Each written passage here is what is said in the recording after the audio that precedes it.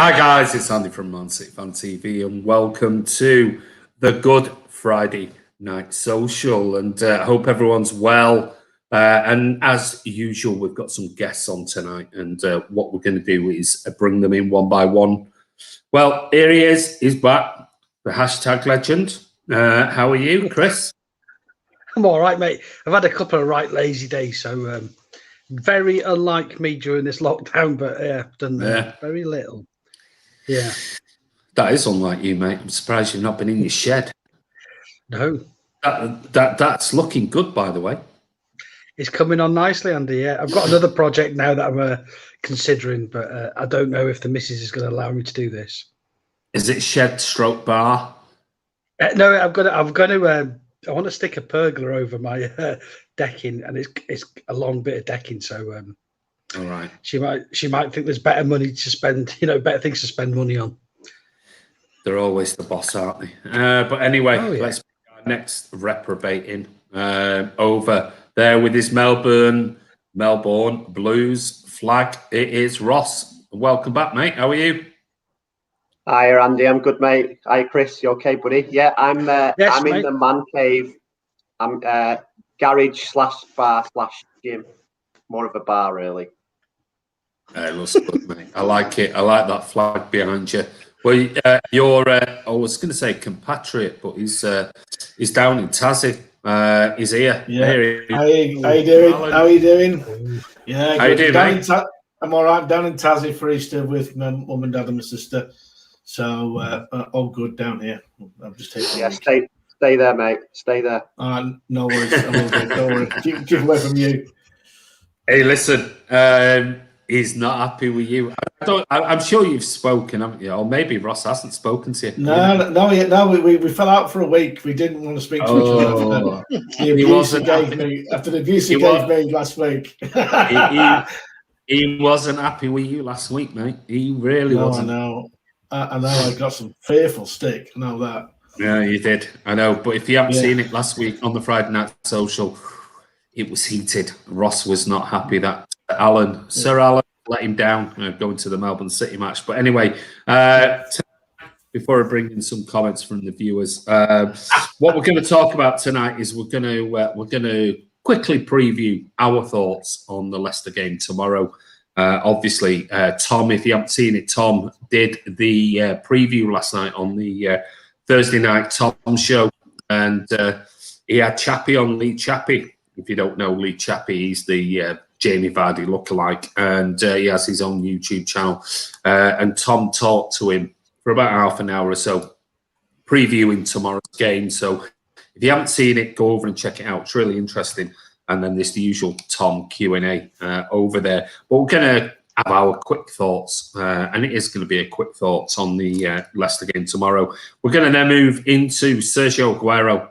And Alan's got a question about Sergio leaving, and then we're going to discuss Erling Haaland as well, possibly some other transfer targets. Though if you've seen the Pep Guardiola press conference, which is a right load of crap anyway, don't listen, don't believe a word of it. Don't believe a word of it. He claims that they're not signing a striker this summer, which is garbage. Then we're on to Ross. Ross is going to look at the rotation in April. We've got tons and tons of games coming in. Back to Alan for the Champions League changes, which is really interesting as well. Then what we're going to do is we're going to decide on a subscriber question in the community chat on the YouTube channel. Did post that this morning. There is still time, so you've got maybe an hour or so if you want to put in a specific question, and then the guys are going to choose who they think whose question we should discuss on there, and that will wrap us up for tonight. So let's see who is on before we get into it. But we've got Dukes is on. Premier League is back. It is, thank God. Evening, Blues. Hope you're all well. Happy Easter and Good Friday to everyone. Up the Blues for tomorrow. Come on, City. Hashtag Gabby 1 goal, lasagna, let's have it, haircuts, delicious, copyright. Hey, let's have it.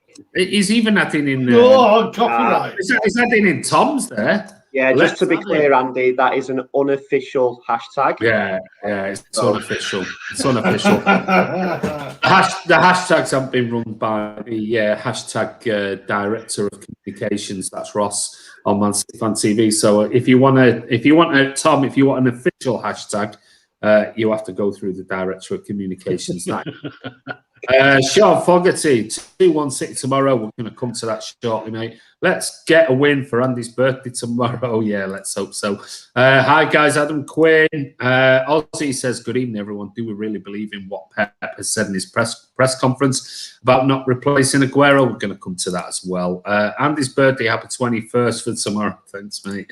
I wish. I was actually, my 21st was in the Benelong restaurant in the Sydney Opera House. That's where I celebrated my 21st birthday.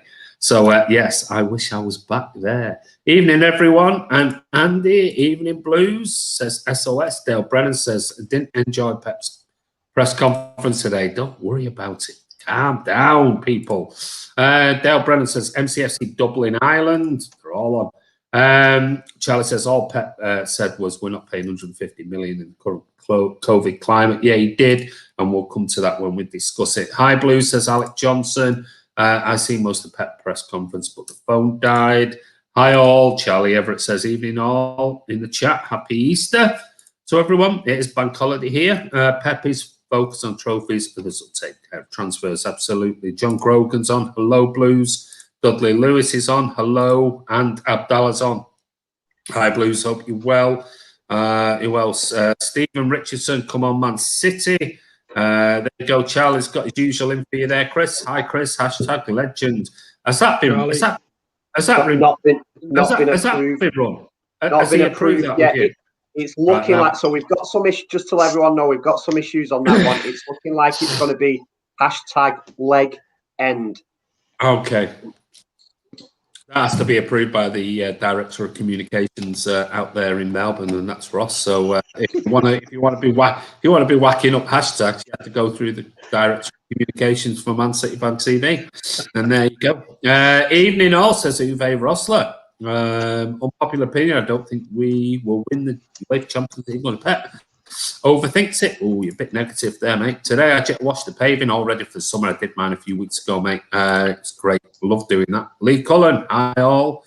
Who else is on before we get into it? Leonard London, hashtag delicious. Oh, there you go. That's an approved one, though, isn't it? There you go. You can have that one. Dudley Lewis says, hi, Andy, Chris, Ross, and Alan. Hope you're well, mate. Man City fan says, if United signed Haaland, we'd be doomed. You're joking, aren't you? My God. So, I mean, social media today, I mean, looking at it, it's like, fright, absolute fright. It's like, oh my God. Anyone would think if you didn't get Erling Haaland in this summer, somebody else got, that'd be the end of Man City, and that's it forever. Unbelievable. Actually, somebody, I think, who was it? Jack Lee. Shout out to Jack Lee. He posted in there about the fact that, oh my God, can't believe it, in the comments in the community chat about, well, you know, everything's going to fall apart basically because we've been playing with a false nine all season. If we don't buy a striker, you know, everything's not going to work out next season. I said, we're 14 points clear in the Premier League. We're in the final of the Carabao Cup. We're in the semi-final of the FA Cup, and we're in the quarterfinals of the Champions League. We haven't done so bad, have we, without a striker? Come on. Let's not be too down on it. But Evening Blue W, big up, says Bola David Ojulari. How are you, mate? You're new. Welcome to the channel. Happy birthday, happy early birthday, Andy. The legend. Oh, no, that's Chris, mate. You can't put in. You have to, that, again, you know, Ross is going to fine you for this. Said about Yeovil player passing, rest in peace. Yeah, it wasn't. Yeah, quite. He was only young, 31, wasn't he? Hashtag legend. There you go. That's all right. He's happy with that. Don't listen, said Chris. Charlie is not having that. Do pay MCFC. You really think United will have Sancho in their team? I saw that video. Last Blur's on FNS. Hooray! Dreadful international break. It's horrendous, isn't it? I love Sergio, but have we missed him? Not in my opinion. There you go. Right, on to first question tonight. which is all about the Leicester City preview for tomorrow. As usual, I'm going to write down the guys. I need to get a spare piece of paper on here.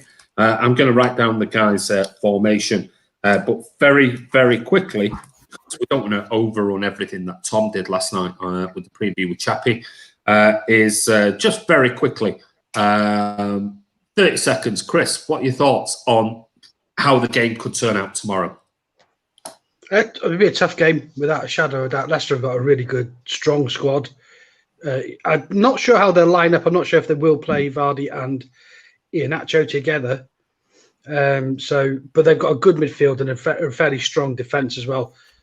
We've got a decent record there, and a decent record all over with Leicester. I think we've got pretty much 50% win ratio against them. But they did a number on us earlier in the season. I personally, and this is honest to God, I said this last night on the Tom's vlog, I think that they're the team that I fear playing the most because of their style of football. And Jamie Vardy's got a hell of a good record against City. In fact, his record against City is his. We are his second favourite club to play against. I think it's Burnley he scores more goals against, and then it's us. Well, I think it looks like Maddison is back, doesn't it? It looks like Maddison might for tomorrow. I didn't see the press conference, but I think by all accounts reading tonight, it looks like Maddison might be fit for the bench or at least a starting place. But have you got any stats? Your stat man, have you got any stats about Leicester? I got a few stats, Andy. Okay, I can just reel them off then. They've got a 50% win ratio. They've got a 25%. So us against them in the last 5 seasons, we played obviously 10 games, won 6, lost 3, drawn 1. City's last 5 visits to King Power, won 2, lost 2, drawn 1. But our current Premier League form, obviously, apart from the United losses, standing, and we've won the last 8. Leicester's form is pretty decent. They played the last 10, they won 5, lost 2, drawn 3, 18 goals scored in that time, 11 let in. So they're not that watertight, but they do score. At home, the last 5, they've won 3, lost 2. They've beaten Sheffield United, Liverpool, and Chelsea, but lost to Arsenal and Leeds. And they had 5 games, 12 goals scored, and 7 let in. And pretty much the last thing I wrote down was the last time they played a game. They battered United in the FA Cup quarter-final. So well done to them. Absolutely, Ross. What are your thoughts on tomorrow? Just general. Yes, similar to Chris. When we were on the big run, this was the one game I was looking at and thought, other than the derby, which it did, this is the game where it could all come crashing down, because for some reason it feels like they've got something on us. I know on the stats there they've not beat us at all the last few games that Chris led out, but they do play well against us. And I think if you go into like typical City moment for a minute, Vardy loves playing against us, and I don't think he's scored that many in the last 10 or 12 games. So he's bound to score against us. Just whether we win or lose, Vardy will score, because that's just what happens. But I would actually, and I thought Chris was going to say this, but I would actually, if someone asked me today, I'd take the draw. I'd be quite happy with the draw in the game, because I think you don't want to lose in April, but it's going to be a big ask to win every game in April. It is. It's going to be tough. Alec Johnson, who's the ref? I think it's Michael Oliver tomorrow. I think I might be wrong. Please correct me if I'm wrong. I've got a feeling it's Michael Oliver, but Charlie's putting down it's Anthony Taylor. Is it Anthony Taylor? Is it? Yeah. Okay, that'd be Anthony Taylor then. It's one of the bigger refs in there. Charlie says Vardy has been out of form recently. Hopefully he doesn't score against us. Typical, won't it, tomorrow? Hi, Andy and Chris and Alan and Ross. Looking forward to another good FNS tonight. Thank you very much. It's Tierney. Oh, so now we've got it's Tierney. Okay, so we'll see who it is. Alan, I'll quickly look now. Alan, what are your thoughts on the game tomorrow? Right, for the last 4 or 5 weeks, the only game I've been nervous about was the Leicester away game when they turned us over at the Etihad. I know we didn't have a settled defence, and we didn't have Diaz at that point, and our defence was all over the shop that day. They're the only team that I really worry about, especially the way they play on the counter attack. They're so quick. It always seems to cause a problem. Tomorrow's going to be a tough game because, we're 14 points clear, but they've got a game in hand. So I count that down as 11. If they beat us tomorrow, that brings it down to about 8 points. If they win their games in hand, which it is. By the way, it is Tierney. I think Oliver's. Yeah. So sorry. If we lose the game tomorrow against Leicester, that could actually, with their game in hand, if they win their games, could bring it down to 8 points, which is not impossible to claw back if we start faltering. So I personally think it's a must-win game because if we win that game tomorrow, I'll say it's done. I'm pretty confident we'll do it. But if we lose it, the nerves could come straight back in again, and that's what I worry about. And if any team's capable of beating us, it's them.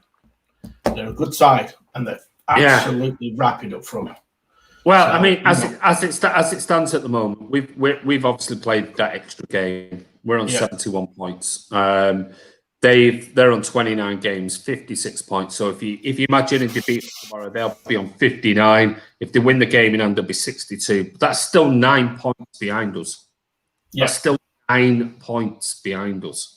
You got to love Alan, though, Andy. You have to love Alan. If we win, we're going to win the league. If we lose, we're going to balls it up. Yeah. So take the draw. Take the draw. I'll take the draw. I'm old school. I'm old school. I am. But remember, even if they beat us tomorrow and they win their game in hand, we're still their game in hand. We're still but it doesn't matter. We're still 9 points ahead of them. Even if they beat us tomorrow and win their game in hand, we're still 9 points ahead of them. They're on 56 points. Currently, as it stands now, we're 15 points, ahead of where Leicester are. We're 15 points ahead of them.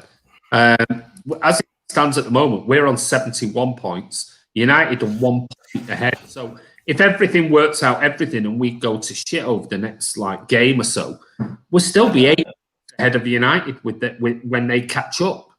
So United are only 1 point ahead of Leicester in second. So even if everything goes to pot, you can't be down. I'm nervous. We'll still be 8 points ahead. We'll still be 8 points ahead of United and 9 points ahead of Leicester.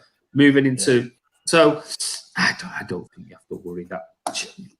Andy, when Alan was getting all upset the other week about this, because I think in that conversation we were only 1 point clear because they'd come from Mars and abducted our players and stuff like that. I said to him, "Wouldn't it be great if we won it on goal difference and we didn't actually win a game till the end of the season?" I was freaking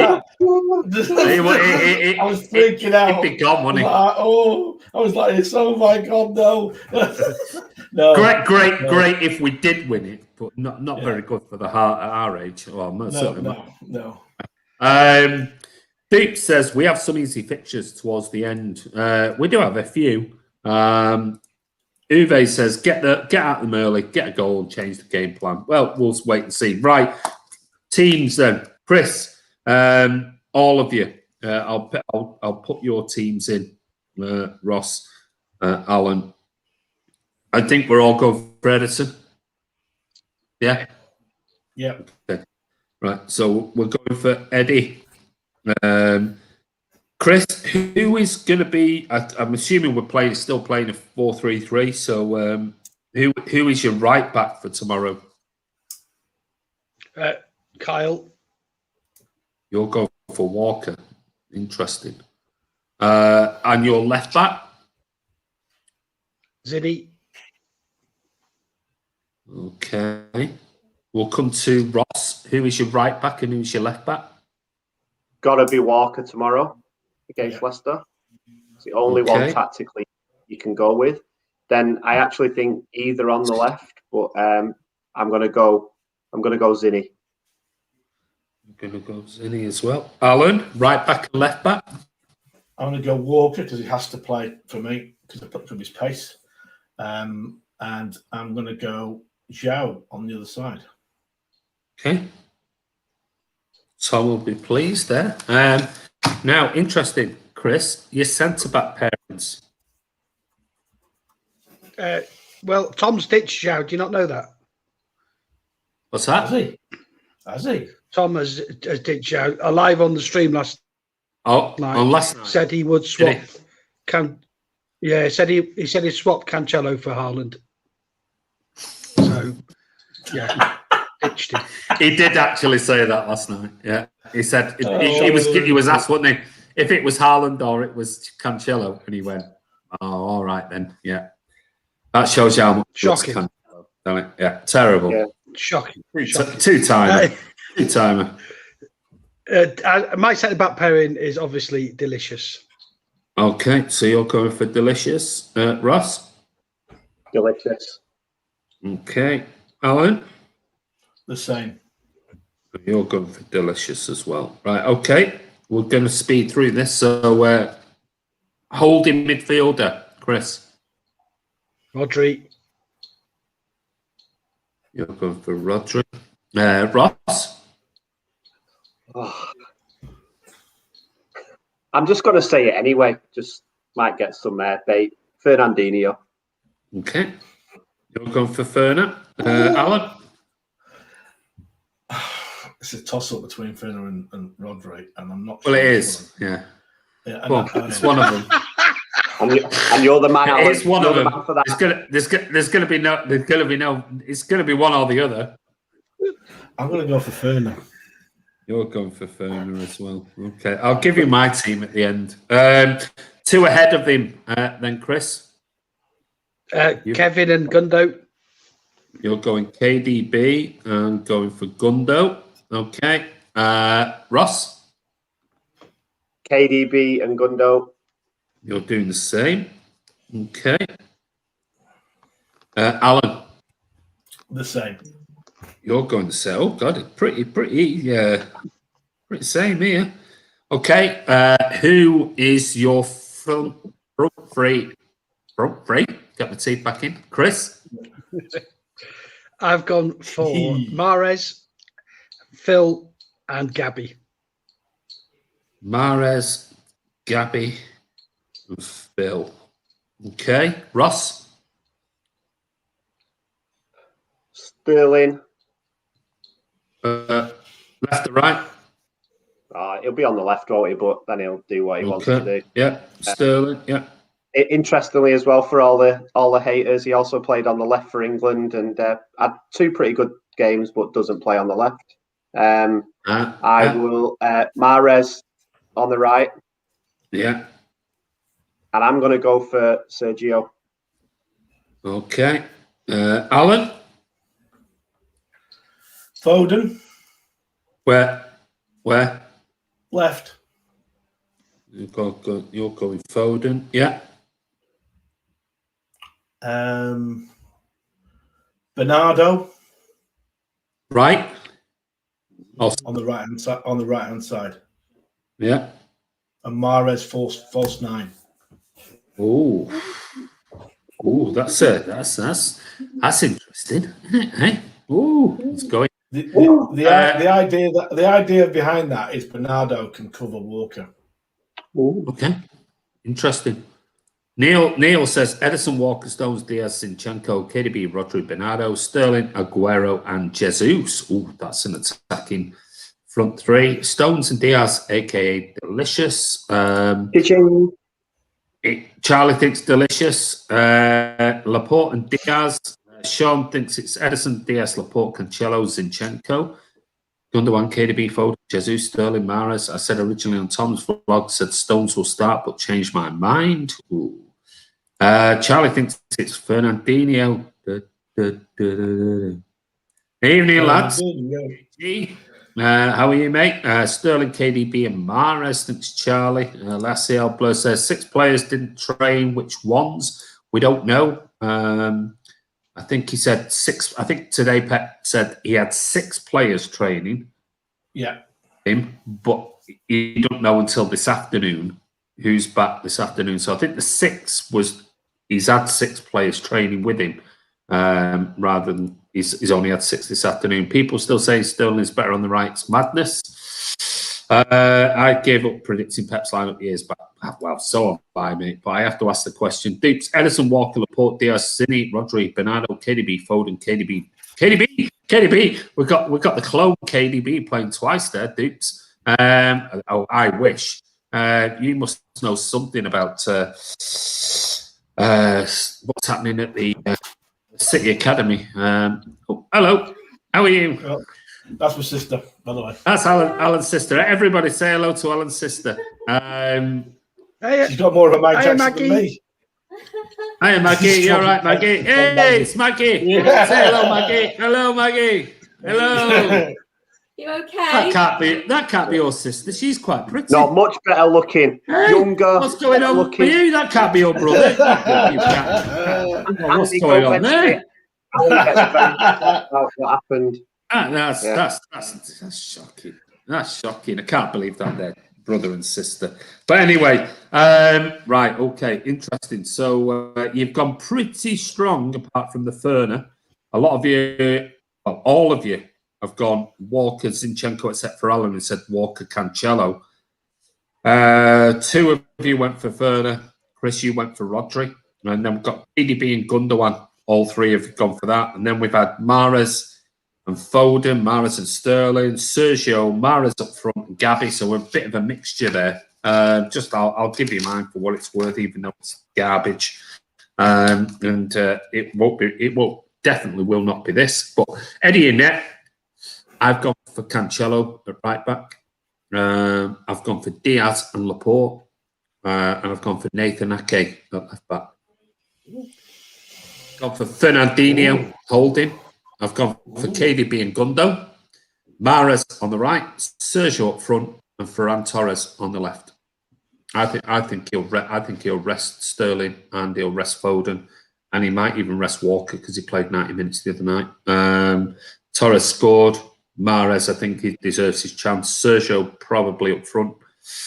I don't know. Who knows? Probably totally wrong. I might get 3 out of that 11. But that's typical. I'll question your lineup there, Andy. With absolutely. The right fullback on the basis that with last time we did that against someone with a lot of pace, it cost us the game. Yeah. That's my only reservation against that. Yeah. You have to play Walker. I play Walker every day over Cancelo at right back. I always pick Walker. Yeah. But I just think because he's had 90 minutes for England a few days, and he played. Did he not play in the previous one as well? I think he might look at it and just go, I'll play like that, the usual 3 with 1 covering, and I'm more interested in winning the midfield battle if Maddison plays. Yeah. I've got every confidence in Laporte, Ake and Diaz with pace from the back. I don't know. Jesus, I'd be totally wrong anyway. Won't make any difference. But let's go on to your score prediction, Chris. Well, I think just going back, I think if we do win it, this puts a real marker down. So, we're back and we're on it. So, but I think it might be like last season, a 1-0 win late on. Okay, so you're going 1-0 City. Ross?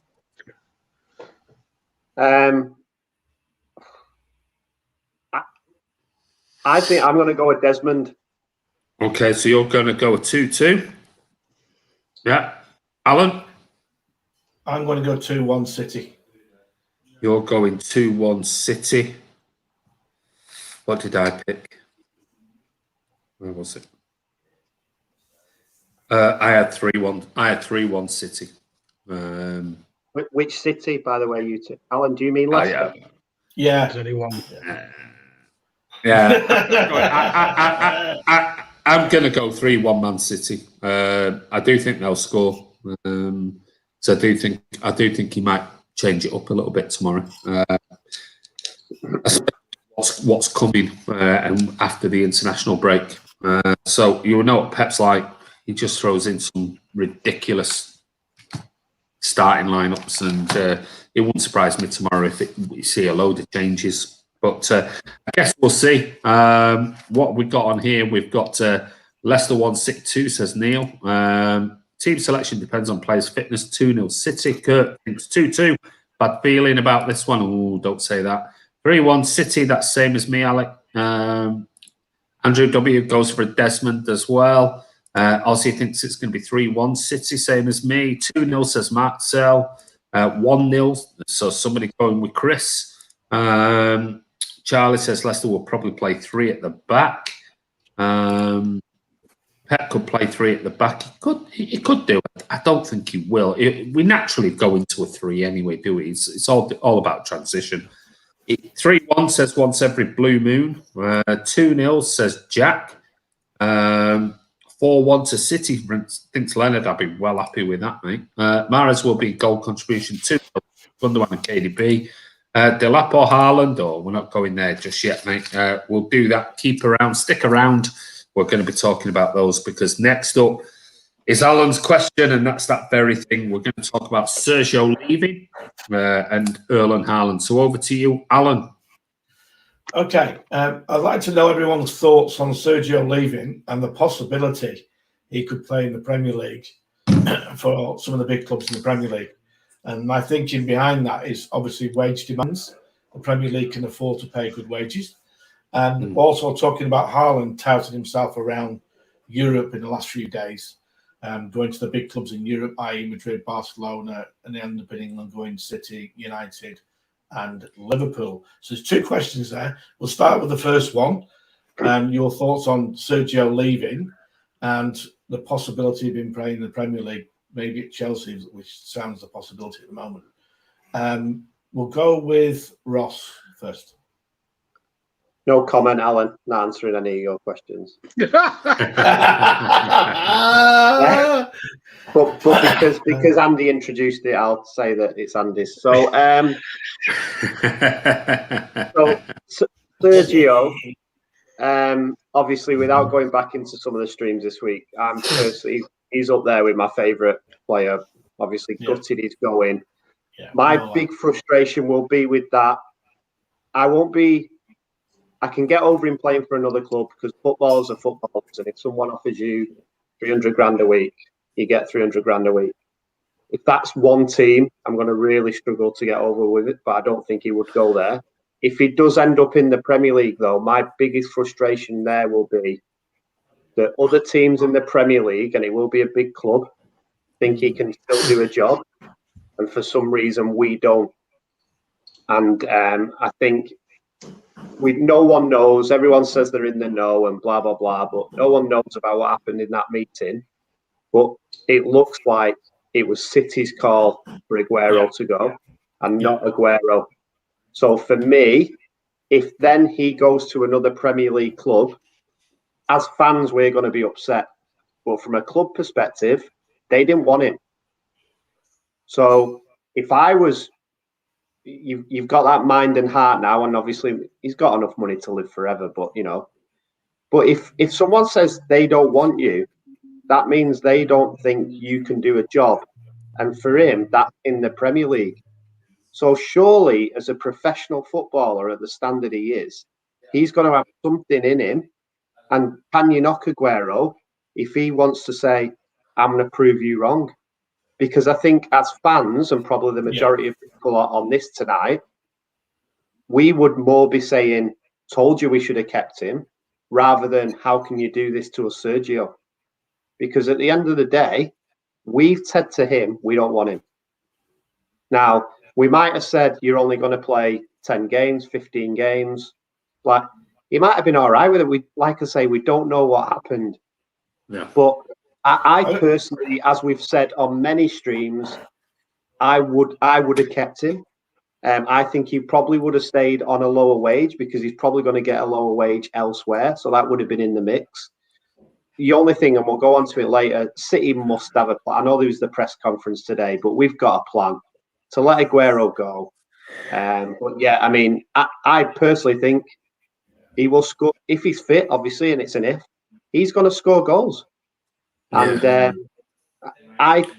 if he is in the Premier League next year, can you blame him? Well, look, before we go to Alan, I did a poll this morning on the YouTube channel, and I said, if Sergio was to play for another Premier League club, how would you feel? I gave 3 options. 1, I won't be happy. 2, it doesn't matter. He'll no longer be a Man City player. And 3, at least I get to see him at some point. We had 15% saying at least I get to see him at some point. We had 19% saying it doesn't matter, he'll no longer be a City player. And he had 66% out of 226 votes saying, I won't be happy if he played for another Premier League club. I had a conversation with Spencer this week, Spencer Pryor, and he basically called me after the news, and I was gutted, I was devastated, like every City fan would be, heart-wrenching. And he said, "Oh, did you cry this morning?" I said, "I did shed a tear. I was upset." And he just said, "I'll answer you one thing about it, Alan." He said, "There's going to be at least 3 or 4 quality centre forwards available in the summer this year. Okay, Haaland, Kane, Lukaku, people are saying, and maybe João Felix or someone like that, Danny Ings." He said, the City have got to make a decision for the next 8 years to 10 years about what they're doing. If they miss the opportunity of going for these strikers now in the summer, they will regret it, because Sergio's only got a maximum of another year left, maybe playing at City, and they miss out on opportunity of going for Haaland or going for Harry Kane or going for João Felix or whoever at this point in summer, because all of them will be available this summer. And he said that's the reason why they've done what they've done. So that's as much as it hurts, and it does hurt that he's leaving, because we regard Sergio as our own, because of what he's done for us. And it does hurt. I was very upset that he was leaving. I knew it was coming. I could see it coming. And the club, I think, if you're talking it as a business point of view and a club point of view, I personally think they made the right decision. On the heart-wrenching personal point of view, I don't ever want to see Sergio leave the club. Simple as that. But there has to be a point where we have to turn around and say, what is best for the club for the next 10 years? And I think that's what Pep and Tiki have done. Yeah. I think there's others involved in it. I don't think Pep's. I don't think it's just down to Pep. I think obviously with Varane and Cheeky and others, I think they're all, because they're all mates. They all sit down and talk about it, and this could have been spoken about. Let's face it. Yeah. If us 4 were, let's say, Omar Berardi, Ferran Soriano, Cheeky, and Pep, and who is dependent, I'd be sitting down in January, going, he's injured again, and I need to make plans for the summer. Where I'd be sitting. I've spoken to the fitness coaches. They're saying it could be another 2-3 months before, and then these guys will be talking all the time. They'll be talking all the time about, right, okay, where are we? When does the Champions League start? Who we've got available for them? Are we going to have Sergio fit for then? Are we not? Are we this, that? They're planning so far in advance that these discussions will have been had. For me, if it was me, I would have been having these discussions in January. Going, what if he does get fit, and let's see how he goes? Or is it time now to say, well, he's played 4 games in 12 months, and to that he was injured the year before, and he's a legend. There's no doubt about it. But we have to talk about moving forward. Absolutely. So it's a business. It is a business. That's what it is, and we don't think it's a business. It is. But if he went to another Premier League club, it was, especially if it went down the road. Oh my God! It would hurt me. It would hurt me seeing Sergio in another club's shirt. It would. I'll be honest. For me, it would. I would have voted the first one. I would have said, if I seen him with an Arsenal shirt or a Chelsea shirt, Jesus Christ, can you imagine a rag shirt on? I mean, that ain't going to happen. There's no chance. There's no chance Sergio will do that. If he went down the road down to the rags, I'd burn never. He'd not be a hero for me anymore. Never. It'll never happen. Treachery. He'll never ever do that. Ever. But to that point, guys, so take that because I don't think he'll go there. And yes, we'll be upset. Yes, it'll hurt. But could you blame him? No. I'm not saying. I'm saying it'd hurt me. Yeah. It would never. If he went to United, fucking hell, I'd be fuming, and it would. Like the Yaya with the cake thing and his agent, it would put me off. That'd be worse. It'd be like that. Oh yeah, it would. And I don't think Sergio would ever do anything like that. Would I like to see him in another Premier League shirt? No. Would I blame him? I would like to think that he's had 10 years at City, earning 275 grand a week. And let's face it, he's played, 4 games in the last 12 months? I would like to think he'd have he'd understand the situation. And let's face it, we don't know what that conversation was. Maybe they've had a joint conversation and he goes, I totally get where you come from. And I'm quite happy to Independiente or Miami or to Barcelona. Well, and Andy, we don't know that. On that point, though, when did he come back for fitness? Now it's got to be a few games. So if he would have been selected, how many games? So I think there's the injury part, but then over the last few months he's been fit and not. I mean, look at the derby. Well, so there's got to be a discussion. There's got to be a discussion where he said, "You're not. I'm fit now, and you're not playing me." Yeah, but I mean, we don't know what Pep Guardiola sees on the training pitch. There's one thing of saying I'm fit, and what the training team, Brian Kidd and everyone else, because Kiddo's back on the training pitch and things. So we don't know what they've seen Billy. We're only speculating at the end of the day. It's only going to be like Lampard leaving Chelsea when he wasn't wanted. He comes to City, scores against them. Yeah, it hurt the Chelsea fans because he's their legend. It did. Yeah, it did. It did hurt the Chelsea fans. It hurt them. You could see from the faces it really hurt them. Yeah, I've got a big mate of mine, Toby. Ross knows him. Mate, I was sat next to Toby that game in New Zealand with a couple of other Chelsea fans, and it was like a knife in the heart for them.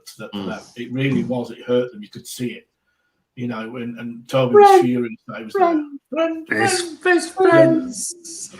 Well, I mean, at the end of the day, that's why I put it on there. At the end of the day, it won't be a City player this summer. And whatever he does in the future, I'm sure, unless he goes to United, I think we just have to, as much as it hurt us. And I agree with what Ross is saying. If the conversation, we don't know what the conversation is. It might have been very, very impartial, and both parties were quite happy with the solution because maybe both parties know where he's going. Maybe Sergio knows exactly where he's going, and City were quite going, that's fine. We're not going to jump in the way of that, and we think we should part on this thing. Chris, what are your thoughts on Sergio leaving and the possibility of him going to, forget Independiente Barca, but the possibility of him going to another Premier League club? Well, I pretty much said what I'd say about Sergio leaving the other day. But on leaving to a Premier League club, I wouldn't like it. I think there's a little slight difference in the Lampard to coming to us after going to Chelsea is the fact that Lampard's an English. Just an Englishman staying in his own country, whereas I feel that Sergio will probably want to go and play where the weather's a bit nicer. But I think the main thing with Sergio is nothing to do with money. I think it's all to do with regular starting time. Yeah. So I wouldn't be surprised if he goes to maybe a big European club who maybe like a Benfica or something like that. Somebody where he will be their number one starter. When he's fit, he'll play. If he plays for another Premier League club, that will hurt me quite a lot. I don't want to ever see Sergio lining up against City unless it's in a European match. Then that's a different look. But no, I don't want to see him at Chelsea or Arsenal, and certainly not at Rags. But I don't think he would go I don't. My feeling is he knows how important he is to City fans, and I think he will move out of the country. I really do. Yeah, there's been a couple of mentions of Tevez in the thing. Tevez was at United for what was it, 2 seasons? Yeah. You know, and West Ham prior to that. He wasn't United player. He was a West Ham player. No, it was at West Ham. Yeah, this is a guy who's been at a club for 10 years and he's an icon. Yeah. You know, he is the iconic player of Manchester City. I don't think he'll want to tarnish that reputation. I really don't. Well, Blue Art thinks I can see Sergio renting Messi's house in Barca and Messi doing Canal Street. What's he saying? I don't know. I don't know what you mean about doing Canal Street. Yeah, maybe. Hey, City, Charlie. City.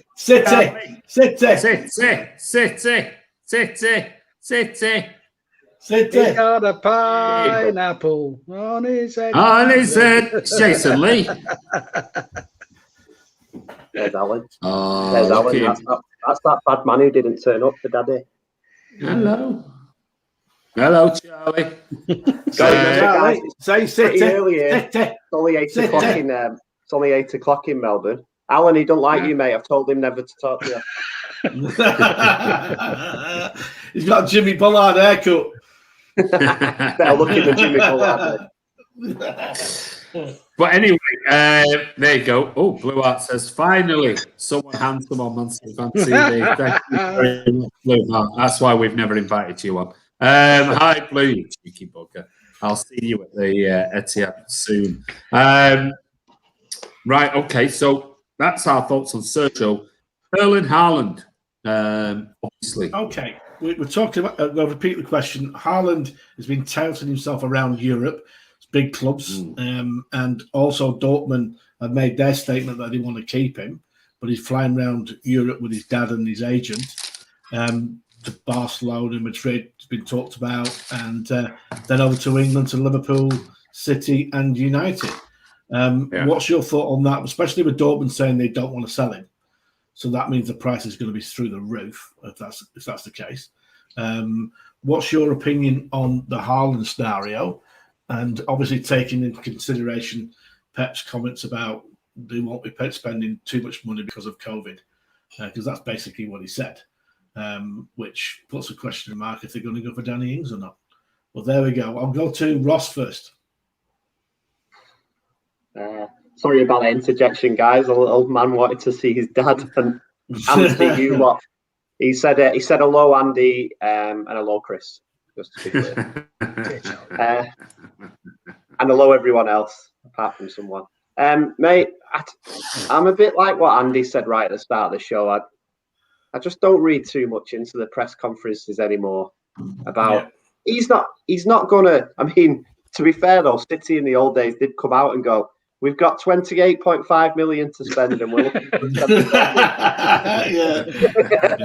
Does anybody know of one? Yeah, we've got one, but it's 29 million. So I can see how, but I mean, it's no secret. I mean, we might, the reality is though, guys, and I must admit, I've started to just laugh at social media. Like I saw some of the comments like Andy was saying about, if we don't sign Haaland, if we don't do this, like, guys, I'd just let the club do what they want to do. If Pep is saying we don't need them centre forwards, then, you know, I disagreed with him at the start of the season. I thought we needed a forward, and look at us now. So I'm putting myself to bed on that one. Like, he might have a plan. He might pick someone we've never heard of, or we might sign someone who's unfashionable or we think's not good enough, who then Pep turns into a player. That wouldn't surprise me. The Haaland thing this week, and by the way, Alan, you take your glasses off, mate, and you are Areola. Like, mate, these pictures, you look like you. I'm not that fat. You know, almost. So the but this whole flying around, and I've seen a picture of. I'm actually really disappointed in Alfie Haaland in all this. Yeah, like, I've just seen a picture of him on a private jet flying from Spain to London with Riola, like big grin on his face, and I'm thinking, mate, the club looked after you. You had a serious injury, and the club stood by you. And this is, the one of the clubs that you're touting your son to. And I'm thinking, this attitude thing about Haaland, maybe it comes from his dad. I mean, I'm a little bit disappointed, and I think the more and more this circus goes on, which it is a circus, the more and more City move away from it, because I just think not just Pep, but the board, everyone connected with the club, the owner. I just think I'd be really surprised now if we go for him, and if we do, I think they'll be telling him this has to change, because I think Pep will probably be there saying, look, that's why I don't get on with that agent. Look what he's doing. And in all this, imagine being a Dortmund. I know people we've had on the stream, this is what German clubs do. This is what Dortmund do. All the fans, mate, if you're a fan of Dortmund right now, you cannot be happy with that. Knowing that your best player's agent and his dad are flying around Europe trying to sell him. That's surely any player with the soul would be saying, do you have to be so public? Like, can you just have a conversation? Or that's Raiola. That's Raiola for you. That's his MO. That's what he does. So it's terrible. And I think as well, I was reading an article, the reason why he's probably pushing it so much is that the Premier League clubs are actually, it looks like they're going to vote, as well as the new loan deal, on about agents' fees and about a cap going forward. So he's probably thinking this could be his last big hurrah as well. That'll come from FIFA, I believe. FIFA are the one to regulate it. So he's already spoken out, Raiola, publicly, quite vociferously about FIFA and the whole bringing in rules and regulations. Of course he would, because he's got to look after his self-interest, hasn't he? So on your Danny Ings point, Alan, and whether, if we did sign a Danny Ings, and it was, I don't know, 20 mil, something like that. If Pep thinks he's the player, I'm going to go with Pep. I'm not going to be disappointed who we sign, because I think a player who wants to come, wants to work, wants to play for City, and he wouldn't be on the mega money either. He would see it purely as, I've got another chance because it didn't work out at Liverpool. Maybe they're going to sign. So I mean, then you start thinking, well, why didn't we just keep Aguero? And it goes back around the merry-go-round. But maybe we will sign someone for just 2 years. I know everyone's saying it's about 10 years and about 8 years. And what if that player doesn't exist? In my opinion, we won't spend over 100 million. Pep wants players who want to play for City, and if Haaland turns up with his big attitude about I'm going to speak to every single club in Europe, the big clubs, Pep won't like that. He'll say I'm not interested, and that's why he's done it before. He did it with Ibrahimovic, and he's done it with Ronaldinho. He's done it with big players like that who have that ego, and he got rid of them. He did it at Barcelona, and everyone thought it was mad, and look what happened.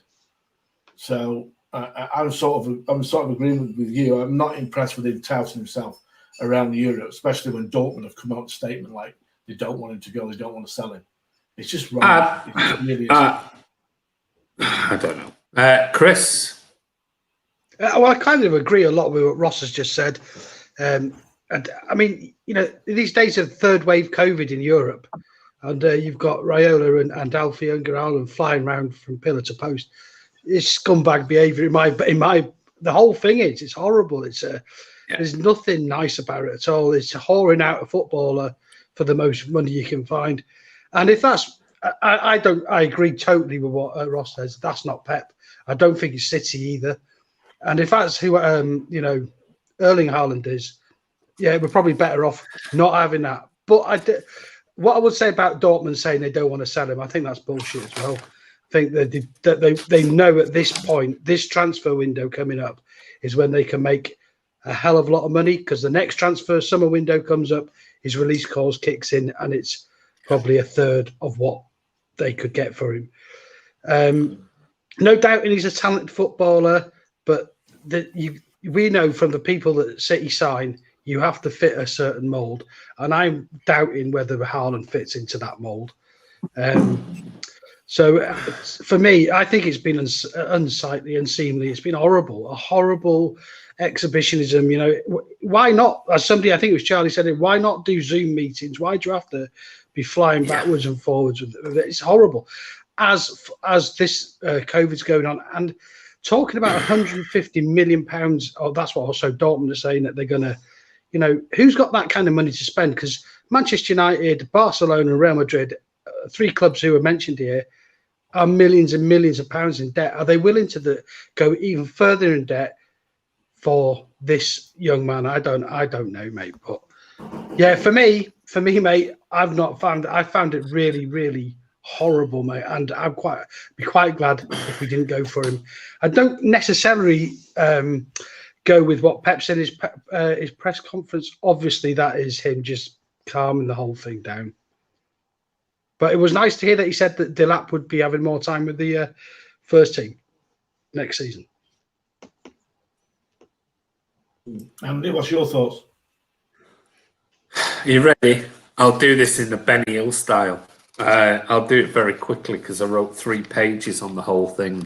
So I'll do it very point by point. And you can listen to it. You can, at the end, shout, scream, do whatever you like. Right, Haaland rumour. This is a very quick overview of my thoughts on everything that I've heard over the last 24 hours. The rumours are it's 150 million euro.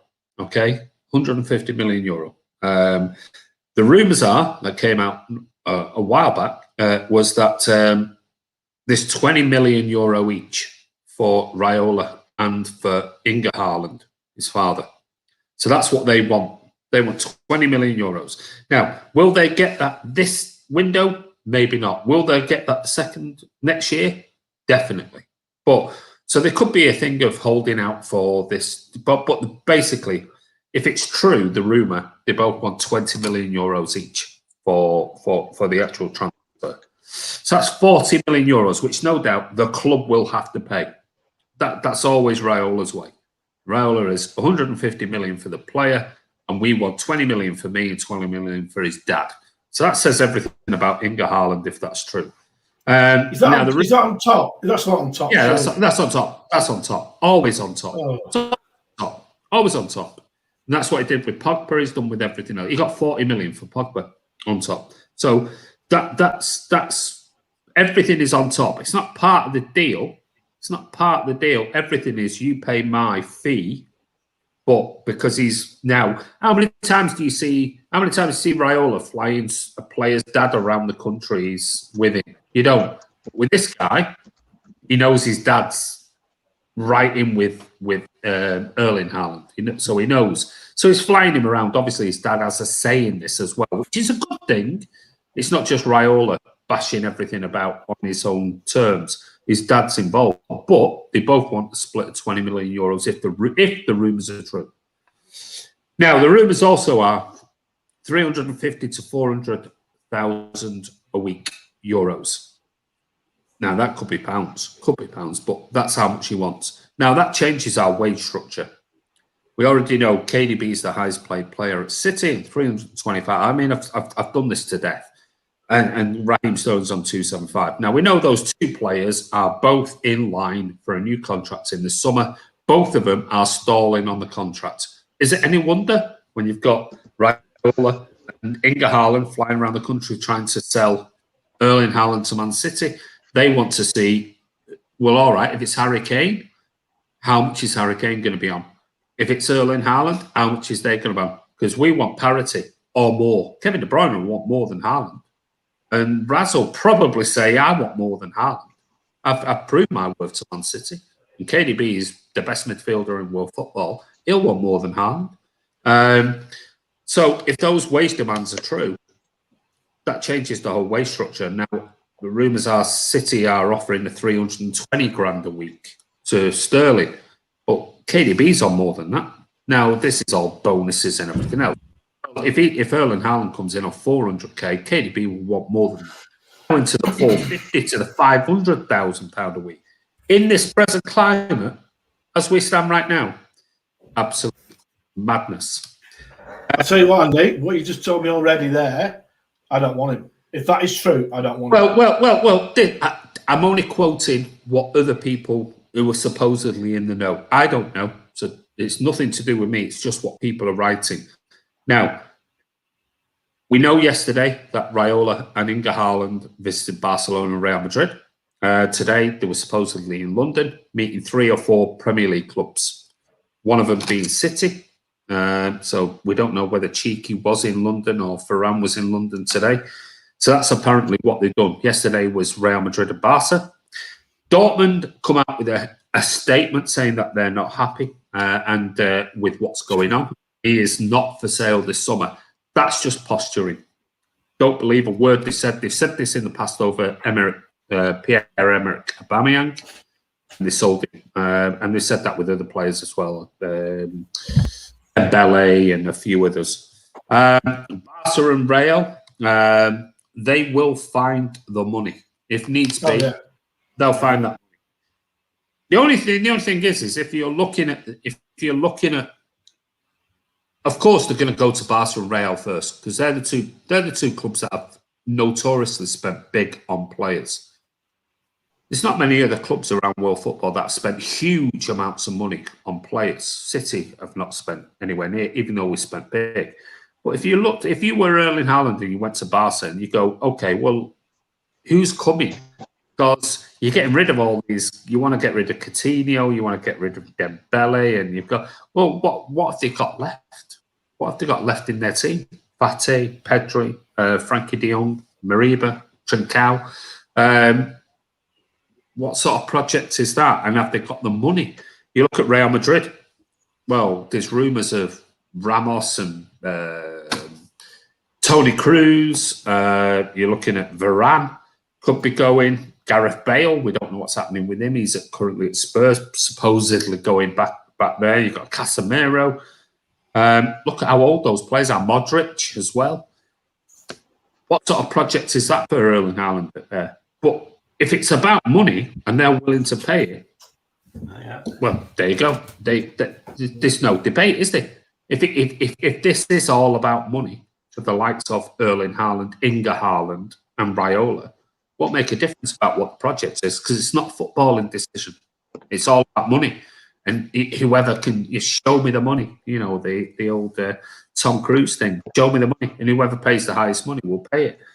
So I think it's a lot of posturing by Real Madrid and Barcelona, because maybe Barcelona and Real Madrid would like him to stay, and maybe next year get him a reduced fee. I don't know.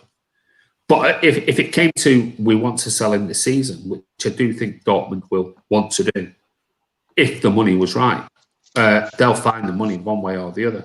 Now, you said about Raiola, you don't like the fact of Raiola's been doing this, that, and the other. Raiola does this all the time. He does it all the time. He's done it with Pogba. He likes to keep everybody in the public domain. And he wants a bidding war. He wants a bidding war. He wants to get as many teams involved in this to show a bit of, these are on the table. This has got an offer on the table. We're not going to tell you what it is, and that's what he does. That's his MO. That's the way he works. Whether you like it or not, I do think City will offer a package, something to Erling Haaland. I do. Will it be 150? Might be. Can we afford it? I think we can. If you look at the other options from the clubs who might have been in that meeting today, Chelsea. Would he want to go to Chelsea? The draw is London. Thomas Tuchel, that type of football. Werner's not doing very well. Possibly. I can't see it. I just can't see it. Even though Abramovich will make the money available, I can't see it. United, the only reason you would go to United is purely for money. Like Sanchez. Not success, because they're winning nothing in the future. They're winning nothing. They're going nowhere with Ole Gunnar Solskjaer.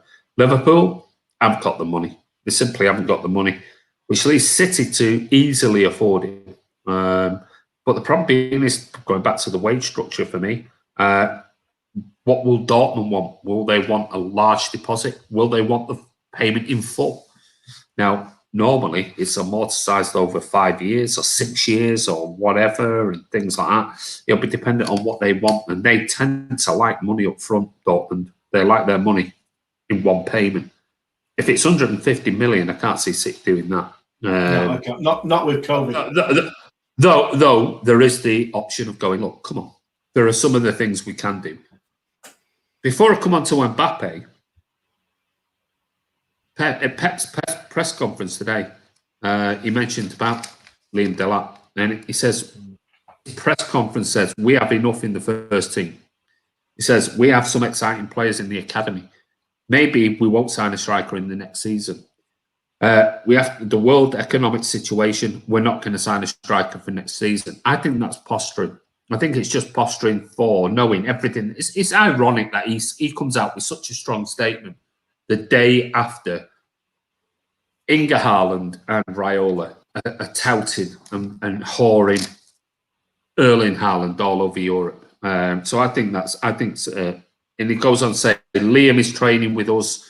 We've had McAtee, Delap, Felix and Cole Palmer, and we keep in touch with Enzo Maresca, the under-23 manager, all of the time.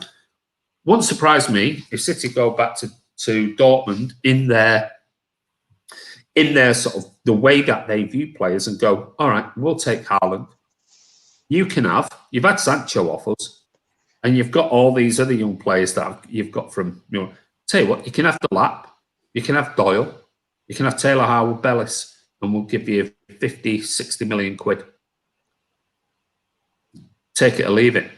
You can have 3 players there that you can make probably 200 million quid on in the next 3-4 years. That's their model. That's what they do. They buy players cheap and they sell them on for big profits. It wouldn't surprise me because I know that he's bigging up Delap, but maybe he's bigging up Delap for a reason. Maybe he's bigging up Delap, saying he's around the first team squad and he can do this. Can you see Delap being our first team striker next season? I can't. I just simply can't. I really can't. I honestly can't. I think he'd rather play a false 9. But then you've got big players like Doyle, Taylor Howard-Bellis and others. Maybe he throws in, and this is just my opinion, but I have no inside info on this. It's just my opinion. Maybe he throws in 3 players plus cash and goes, you will make, these are 3 very, very good players. You will make some serious money on these, and we'll have a 10% buyback or a buy-on clause or whatever in it. And the other thing that came out today was quite interesting, that the rumours, if true, is that PSG are quite happy because Mbappe will not sign a new contract. Well, if Erling Haaland is being spoken about at Real Madrid was supposed to be the team that are going to buy Mbappe, well, they're saying 150 million euros, you can have him. So who do you take? Mbappe for 150 million? Or do you take Erling Haaland at 150 million and take the baggage that includes his father and Mino? Mbappe all day long. Well, the only problem being with that is he wants 600 to 700,000 pound a week. So I know what we're going to pay. So I know what we're going to pay Messi. Yeah, but does he bring in the commercial revenue of Messi? No. So there's my points on the whole thing. The press conference, the Erling Haaland thing. I'll leave it over to you guys because I said enough. I thought Mbappe was a song by Hudson. Yeah, it was. Right, let me get back to some comments. You guys talk amongst yourselves. That's my thoughts on the whole thing. I was going through logically today everything that I've heard, read. Chris, what do you think about what Andy just said?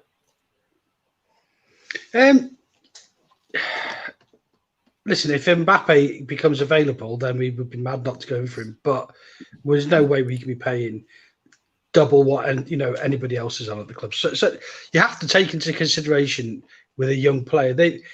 And this goes for Mbappe as well as Haaland. They've not done anything yet, really, have they? I don't know if Haaland's won anything, and Mbappe's won a few titles in the French league. He's not done it. He's won the World Cup. Yeah, he's won the World Cup. Fair play. He's won the World Cup. I think Mbappe's a world-class player, but Kevin De Bruyne is at the peak of his career and is the best player, in my opinion, in the Premier League. So, yeah, it's a tough call. I don't know, mate. I don't really care about transfers. I'm really gutted that silly season started already, and it's only just turned into April, and we're already talking. It's international break, isn't it? Yeah. But I mean, it's not been helped. Isn't it funny that everything happens in this 2-week period? Yeah, but it's not made it any easier though that you've had Mino Raiola doing what he's been doing. So I'm quite happy to just say, I turn the back on it. If he's asking for astronomical wages, and he's just basically saying, because you know what Pep says, if you want to play for me or you want to play for the club I'm managing, then that's fair enough. If you're going to go out there and start looking for higher wages, then he just turns his back on them. And I think that's just how City operate anyway. We've got such a good, well, exactly what Blue Heart's written there. It's pretty much what I was just about to say. The club do make the right decisions 99 out of 100 times. They might make I do think City will go for it. I really do. Yeah, I do as well. I think they'll put a package on the table. I don't know whether City will go down the 150 million euros in one fee or 2 payments to Dortmund. Because if City went, yeah, all right, we'll give you 150 million. Dortmund will snap their hands off. Of course they will. But Dortmund are only posturing with this. He's not going this summer and blah, blah, blah. They want the most money because they know next season he's going. And I'm sure the likes of Real Madrid and others are probably thinking, we haven't got the money this season. But if we show some interest, maybe we can convince him to stay at Dortmund, come to us next season. We get him at 60 million or 63 million buyout clause, and we'll offer him an extra 20, 30 million on top of it and blah, blah. Because at the moment, but if they needed the money, I'm sure they'd probably find it from somewhere. They'd have to take out loans and stuff like that for it. And Barca will sell players left, right, and centre. But I think City, if they really, really want Haaland for 150 million, and it was 20 million to Inga Haaland and 20 million to Raiola, if they're happy to pay that, they'll find the money, and we've got the money, and they'll pay. Andy, I just had the vision of Real Madrid with Ramos going to cash converters with the European Cup and saying, "What will you give us for this, guys? Yeah, for this. Can I have a payday loan? We've got loads of them. We've got 10 of them. So yeah, they always find them. And you've got obviously Laporte at Barca and everything else, and they will do their thing. Whether they've really got the money, and it's interesting with the FFP thing, isn't it? How they would get away with that. It's probably selling there. The FFP is going to change, so we all know what's going to happen there. Well, it's not now. It's not now, and they've only relaxed it for 2021. So got that 3-year period. So they'll find the money anyway, and we know that UEFA always favours Real Madrid and Barca anyway. But I think City, it will be dependent, and for me, if it's about 150 million and they have to pay 40 million to Inga Haaland and Mino Raiola, as much as it might stick in the back of your throat, if City want him that bad, they'll pay it. Is it the right thing to do? For me, no. Raiola's just a whore. He just whores his players all over the world. He's an absolute, as Simon Jordan called him, a bottom feeder. He's a parasite. He is. And agents on the whole are parasites. They really are. But my worry is the pay structure. It's one thing we've kept control of very, very well at City. But you bring a 20-year-old on 400 grand a week, and you're looking at 450 for KDB. You're looking at 400 a game for Sterling. Then that adds up to the next thing with Diaz and all the others going, hold on a minute, am I not important? I've been player of the season in the Premier League. Blah blah blah. I want 250 grand a week, and I'm not saying that those players are like that because they're possibly not. But it's a knock-on effect, isn't it? We all know what happens. You do the same. I'd do the same. I won't go, well, okay, well, I'll be a nice guy. I'm happy on 150 grand a week. Well, if I know I'm a better player and I'm more valuable to the team than 3 or 4 players getting twice as much as me, I'd be walking into the office, bang, bang, bang, going, here's my agent. Go and sort this out because I want parity with them or more because I'm more important to the club. That's just the way of the world. That's business. And it's a business. So, I don't know. That's my thoughts on it. What do you think, Ross?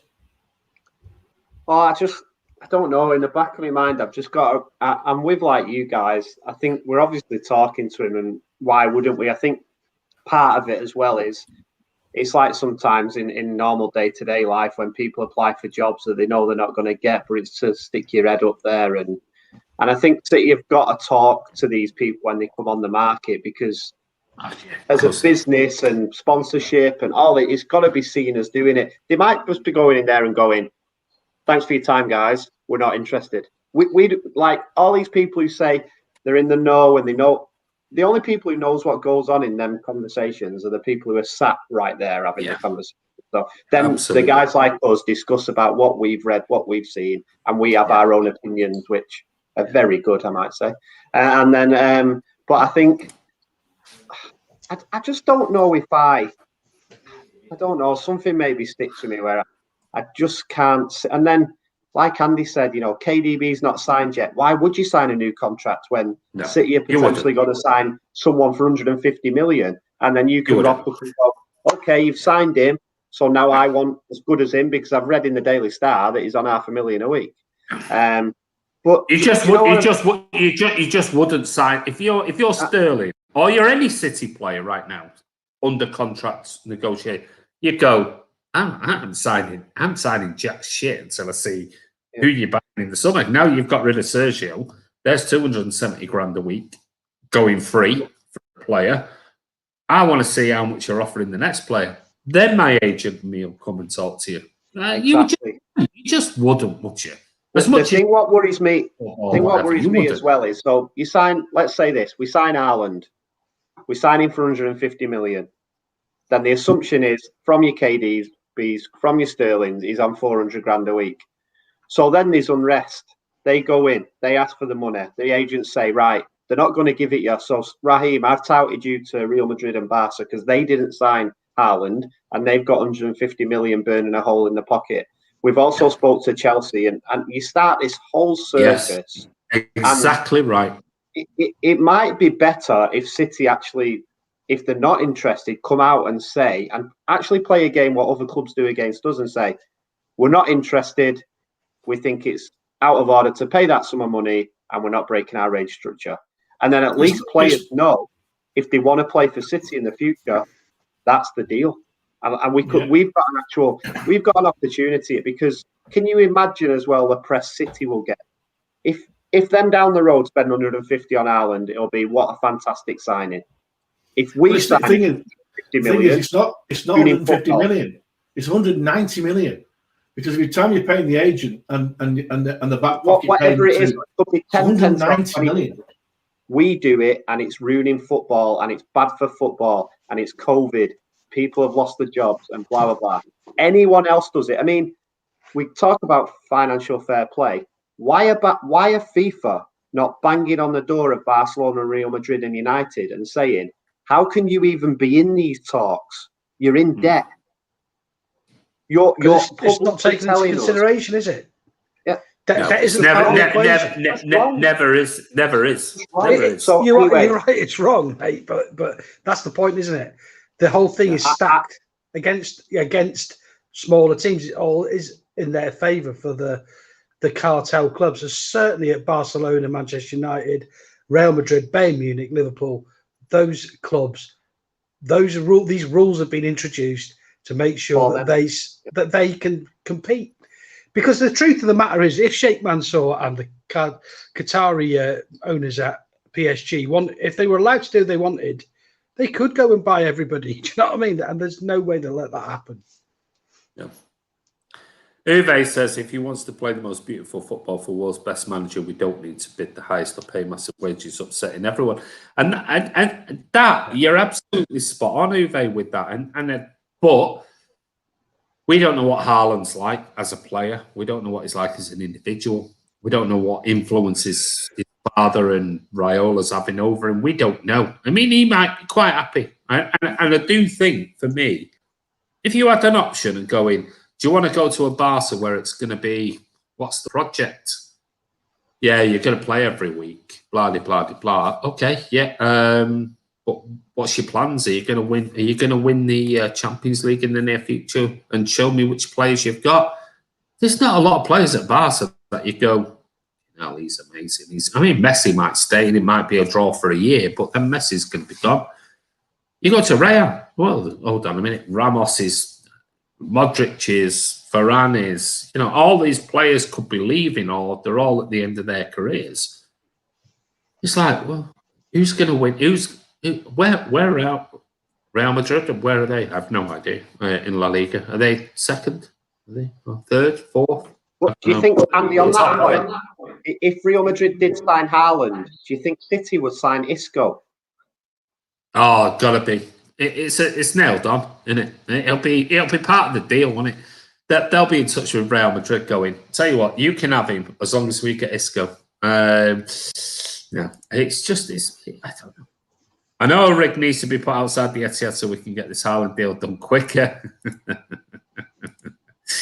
One Chop Your Dick Off says, I think Lautaro Martinez is the most realistic option available, but I don't think we need a striker. Let's buy Grealish and play a false nine.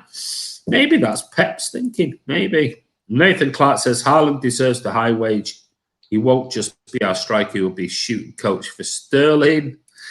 Ooh, bit harsh, mate. £3,000 a week. Is that 3,000 or 30,000 pound a week? I think is half Andy's wage. It's not, mate. It's quarter that. BHE. Not sure anyone will want to pay big money for Raz. Oh, you're joking, aren't you? Let's see what. Yeah, it'd be 150 million easily if he went on the market. Let's see who the City group signed in summer. Then we'll get a player on loan. Yesterday's top April fill was 150 million for Ings.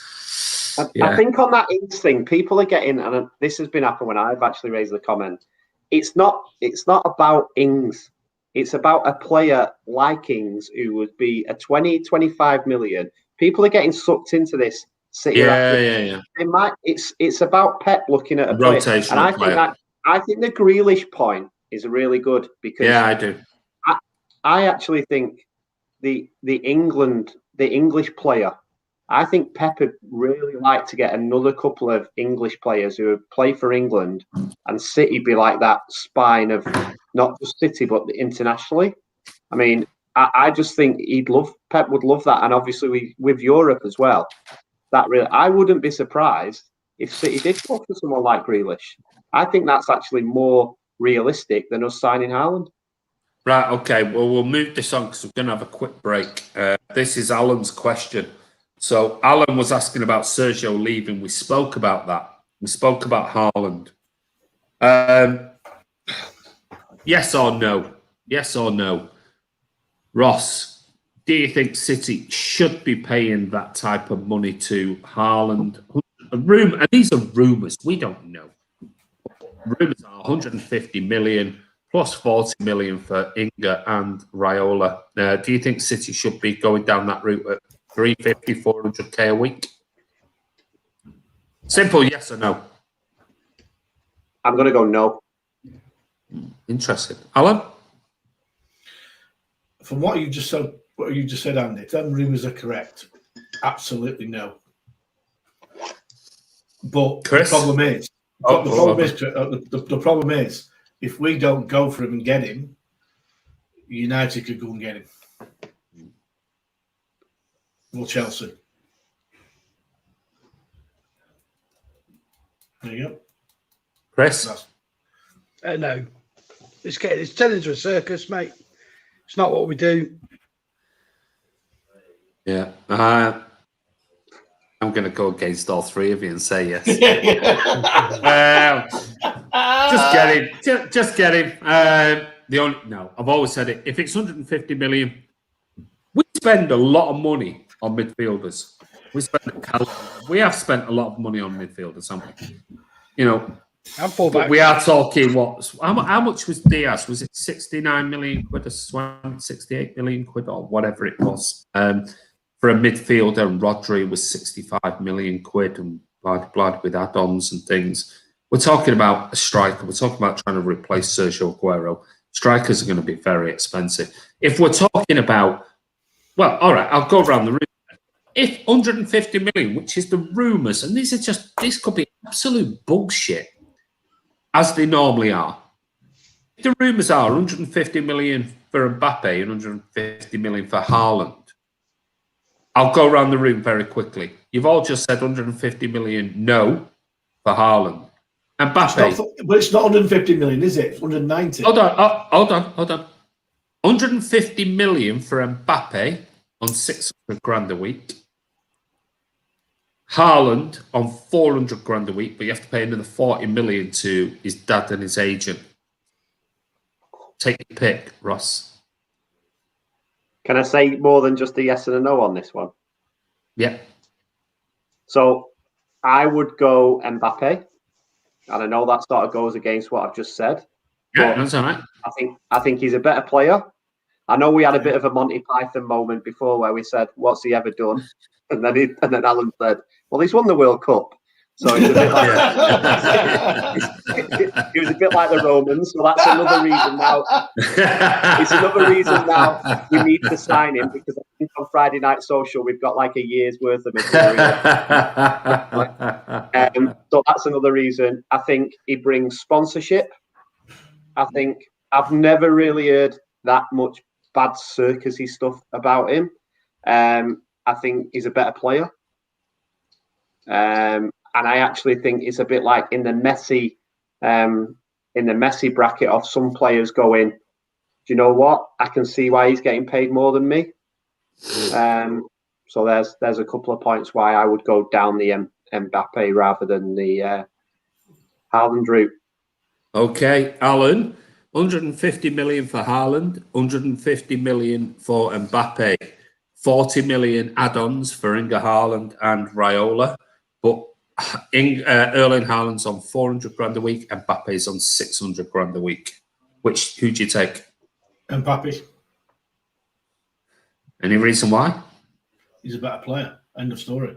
And he's doesn't bring a circus with him. Interesting, Chris. Yeah, Mbappe, without a shadow. You know what I think about him. I think he's Is Andy now? Andy? That is so. No, I'm not answering. I just pulled the pin and threw the grenade. I think he's a fantastic goes to player. show you, doesn't it? Yeah.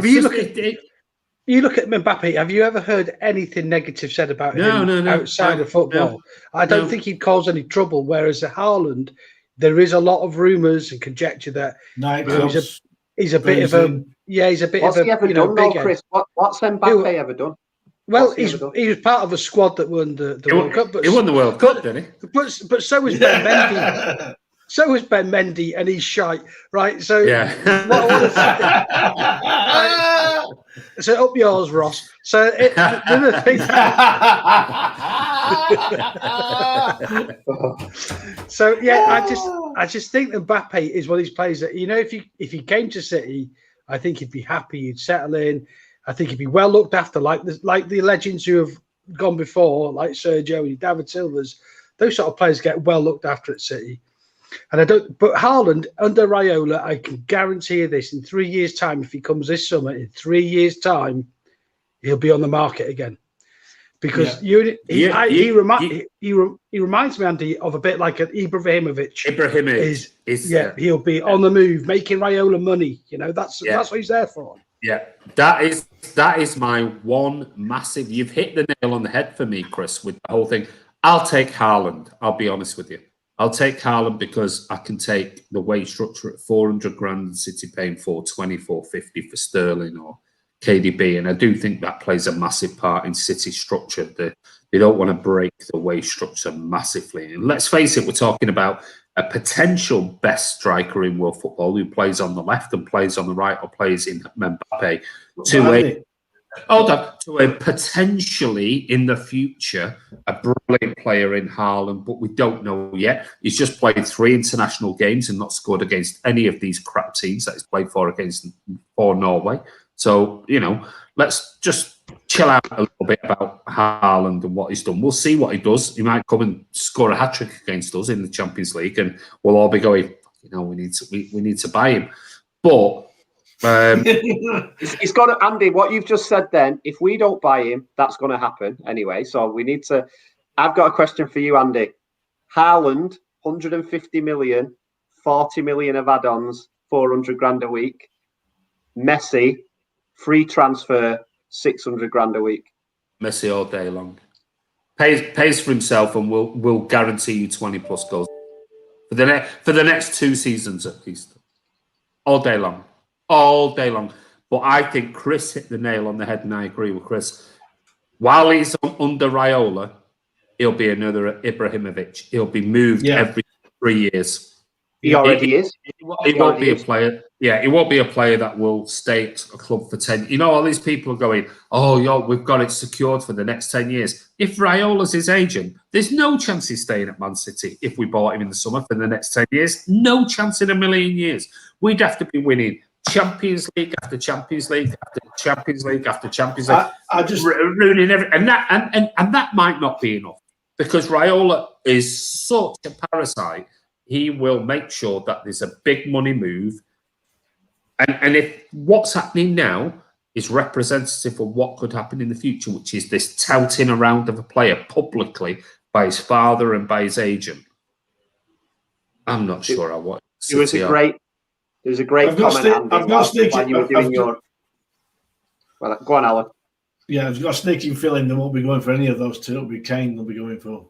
Could be. That's another one. I just need to bring up Lennon Sweets just put before. I do apologise. Been holding on for a natural break. Thank you so much. The club only winning to spend 100 million for a striker, but quality costs at least 120, 150.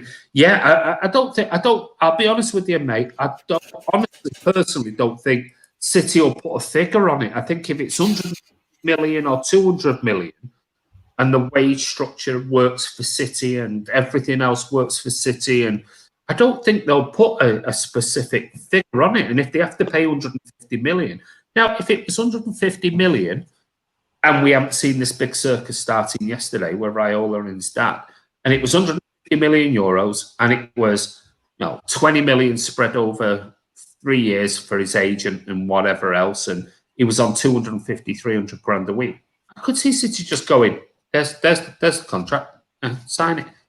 Well, and as long as Dortmund we can amortise this over 5 years, a 6-year contract, and we can pay you in blah, blah, 3 payments, and we'll pay you 50 million, 50 million, 50 million over the next 3 years. We'll happily do that. I don't think there'd be any problem with City paying 150 million for a player who, let's face it, is exceptional. He is very good. I said, but he hasn't scored 3 goals for Norway in the last 3 games against shite teams and against really, really crap teams. And he's supposed to be one of the best strikers in world football right now, but can't hit the back of the net for Norway. And he's done it for Dortmund. And he's done it for Champions League, but let's see what it's like. So I don't think it's about City buying. Because most of the time you can spread them payments over anyway. You can amortise the actual thing. I think a lot of it to how much money the agent and his father wants and how much salary he will want, and whether City can add in bonuses and those type of things to say we can make it up to 400 grand a week, but we can't be paying you anywhere near that. And because KDB will want it, Sterling will want it, and then suddenly we've got everybody else wants another 100 grand a week, and before you know it, we're getting in the realms of Man United. And we take the piss out of United for what they paid. I mean, Sanchez, the Sanchez deal apparently was worth just under 600 grand a week. 500. I was listening to a podcast day before yesterday, and they were saying it was like £585,000 a week in total. It's like, Jesus Christ. And that was, 4 years ago? 3-4 years ago when he went there. Frightening. We don't want to be getting into that realms of we have, and like anything, we have to. I think we just have to trust him, Cheeky and Varane. They've done a good job so far. I think we just stick with what they've got to do, and they'll make the right decision one way or the other. And I know people are disappointed because everybody's been like the Koulibaly thing. Oh my God! But at the end of the day, we've got Diaz, and look how he's turned out.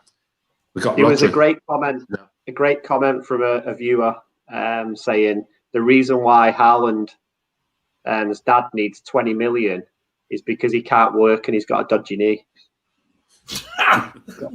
thought that was quite good. It was way back. Was it? Mbappe hasn't though for France. What was that? It's won the World Cup. Spurs, yeah, it's won the World Cup. Spurs won. Spurs, I think, 175 million for Kane. Yeah, probably they do.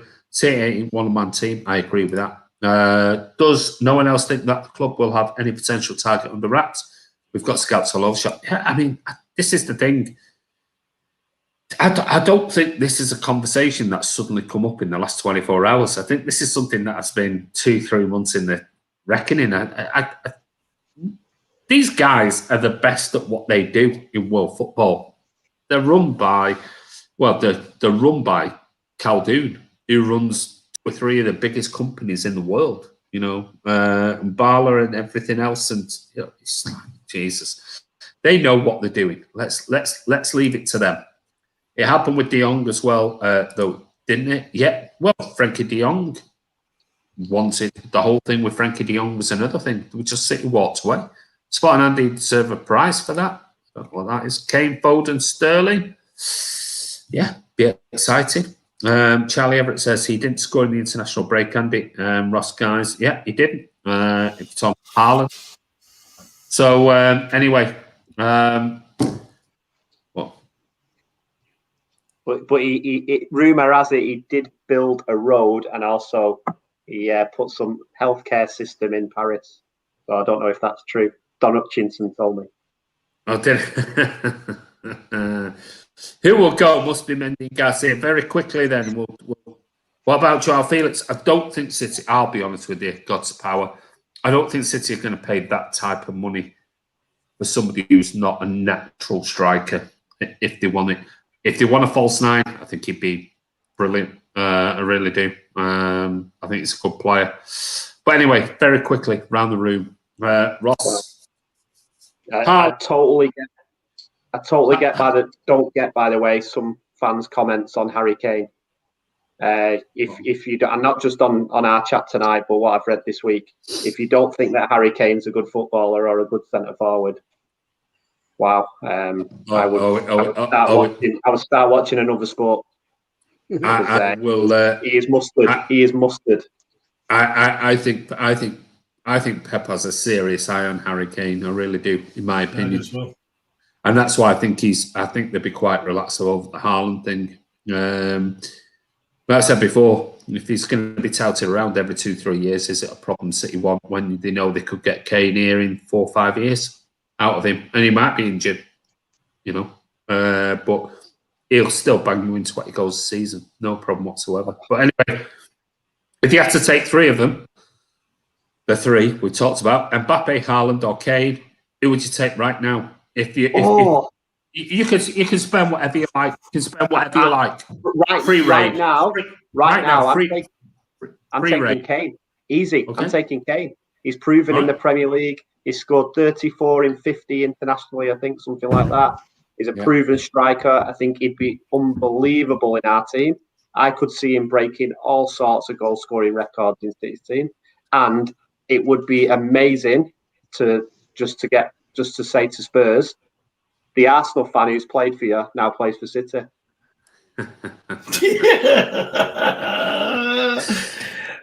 You're pretty evil, aren't you? Yeah, he is. Just one point here. Stephen Dempsey, I think I mentioned this. Me and Chris mentioned this the other night when we were chatting. Get me on one of the vlog. Kane is another player who is injured too often. Harry Kane in the 2018-2019 season played 40 games. In the 2019-2020 season, he played 34 games. So far this season, he's played 40 games. that doesn't sound like a player who's injured all the time to me. Andy, it's what people don't understand with that as well. My view on it is that he plays for a team where if he is out, that is a big effect on their team. So there's no doubt in the last 3 years that Harry Kane has been rushed back. Same for England. He's probably rushed himself. At City with Pep, with the squad, with the club, and the way we are, they would be like, Harry, you can miss another 2 games. It's totally fine. But yeah, I've seen them stats as well, Andy. And wow. Yeah. And well, Nathan Clark says, he says, what if Delap is the answer and we're just not giving him the chance? Well, wasn't everybody saying that for the last 2 years about Phil Foden? Everyone was going, oh, Foden, don't give him a chance. Oh, he should be playing, he should be this. And yet, I think Pep's managed him perfectly, brilliantly. I want him to have longevity. Not a Wayne Rooney where gets injured at 25, 26 and then struggles for the next 5 years. But all right, Alan, Kane, Mbappe or Haaland, it don't matter about the money, don't matter about the wages. In order, Mbappe, Kane, then Mbappe, Kane, and then Haaland. Who, Alan? Who's the first one? Mbappe.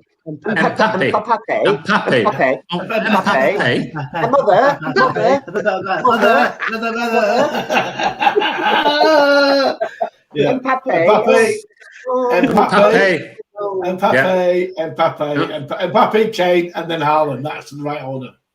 All right, Chris.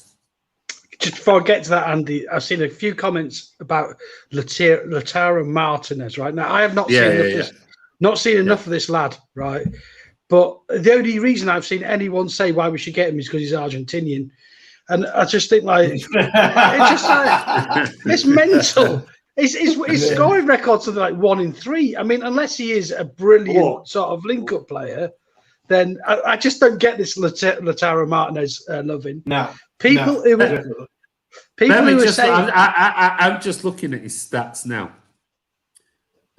He's played 37 games this season. He's got 16 goals and 9 assists. That's similar stats to sort of Ilkay Gundogan. Last season he played 49 games and got 21 goals and 8 assists. Oh, what's he ever done though? The year before, what's he ever done? the year before that, 35 games, 9 goals and 1 assist. So he has got something about him. So maybe he's more of a team player than an out and out striker. I think he's I'll be honest with you. I think he's a in the Sturgio mold. I think it's a classic box goal scorer, box in the box type of thing. I probably need to go and watch him. But I, not for me. I'll be honest. And on Liam Delap, everyone keeps going on, but go and watch some games, and then to come back with your own view on whether you think Liam Delap's not ready. He's not ready yet. No way. Go and watch him because he keeps getting dragged up, and I know Pep's dragged his name into it today. And yes, he's got talent, and he knows where the onion bag is. But is he ready for Premier League football? Go and watch him because I think you'll find there's a few issues with him that need ironing out yet. Out of the 3 players, it's easy for me. Mbappe's the best looking. What, looking on the pitch or looking? Yeah, best looking on the pitch. Best player. He's definitely better looking than Erling Haaland. That's for sure. But anyway, there you go. Blue Heart thinks. Do you realise Martin? He's not been on the blog tonight criticising our comments about this, and he's probably still chasing the ice cream van round the block round his housing estate with Erling Haaland inside it. He's well, listen. Blue Heart says, "I secretly believe Delap is the future." Interesting, but anyway, garlic bread. Everyone knows it's garlic bread. That's right. Garlic bread. But that's the end of part 1 for the Friday Night Social. We will stay online. Don't go anywhere. We're just going to have a 5-minute break so we can go and refresh, come back. And we've got some interesting questions next about Ross is going to talk about rotation in April, and then Alan about Champions League changes. But don't forget also, there is a subscriber question that we will read out. We'll vote for, well, let the guys will vote for whoever it is. I'll read them out. So you can still go on the community chat on the YouTube channel. And if you've probably got about half an hour or so, post your question that you want us to discuss tonight. And don't forget, you can still vote on the poll as well. But thank you, guys. We'll be back very soon. And yeah, stay around. Don't go anywhere. We'll be back in a few minutes. So don't press pause or anything like that. And yeah, we'll see you soon.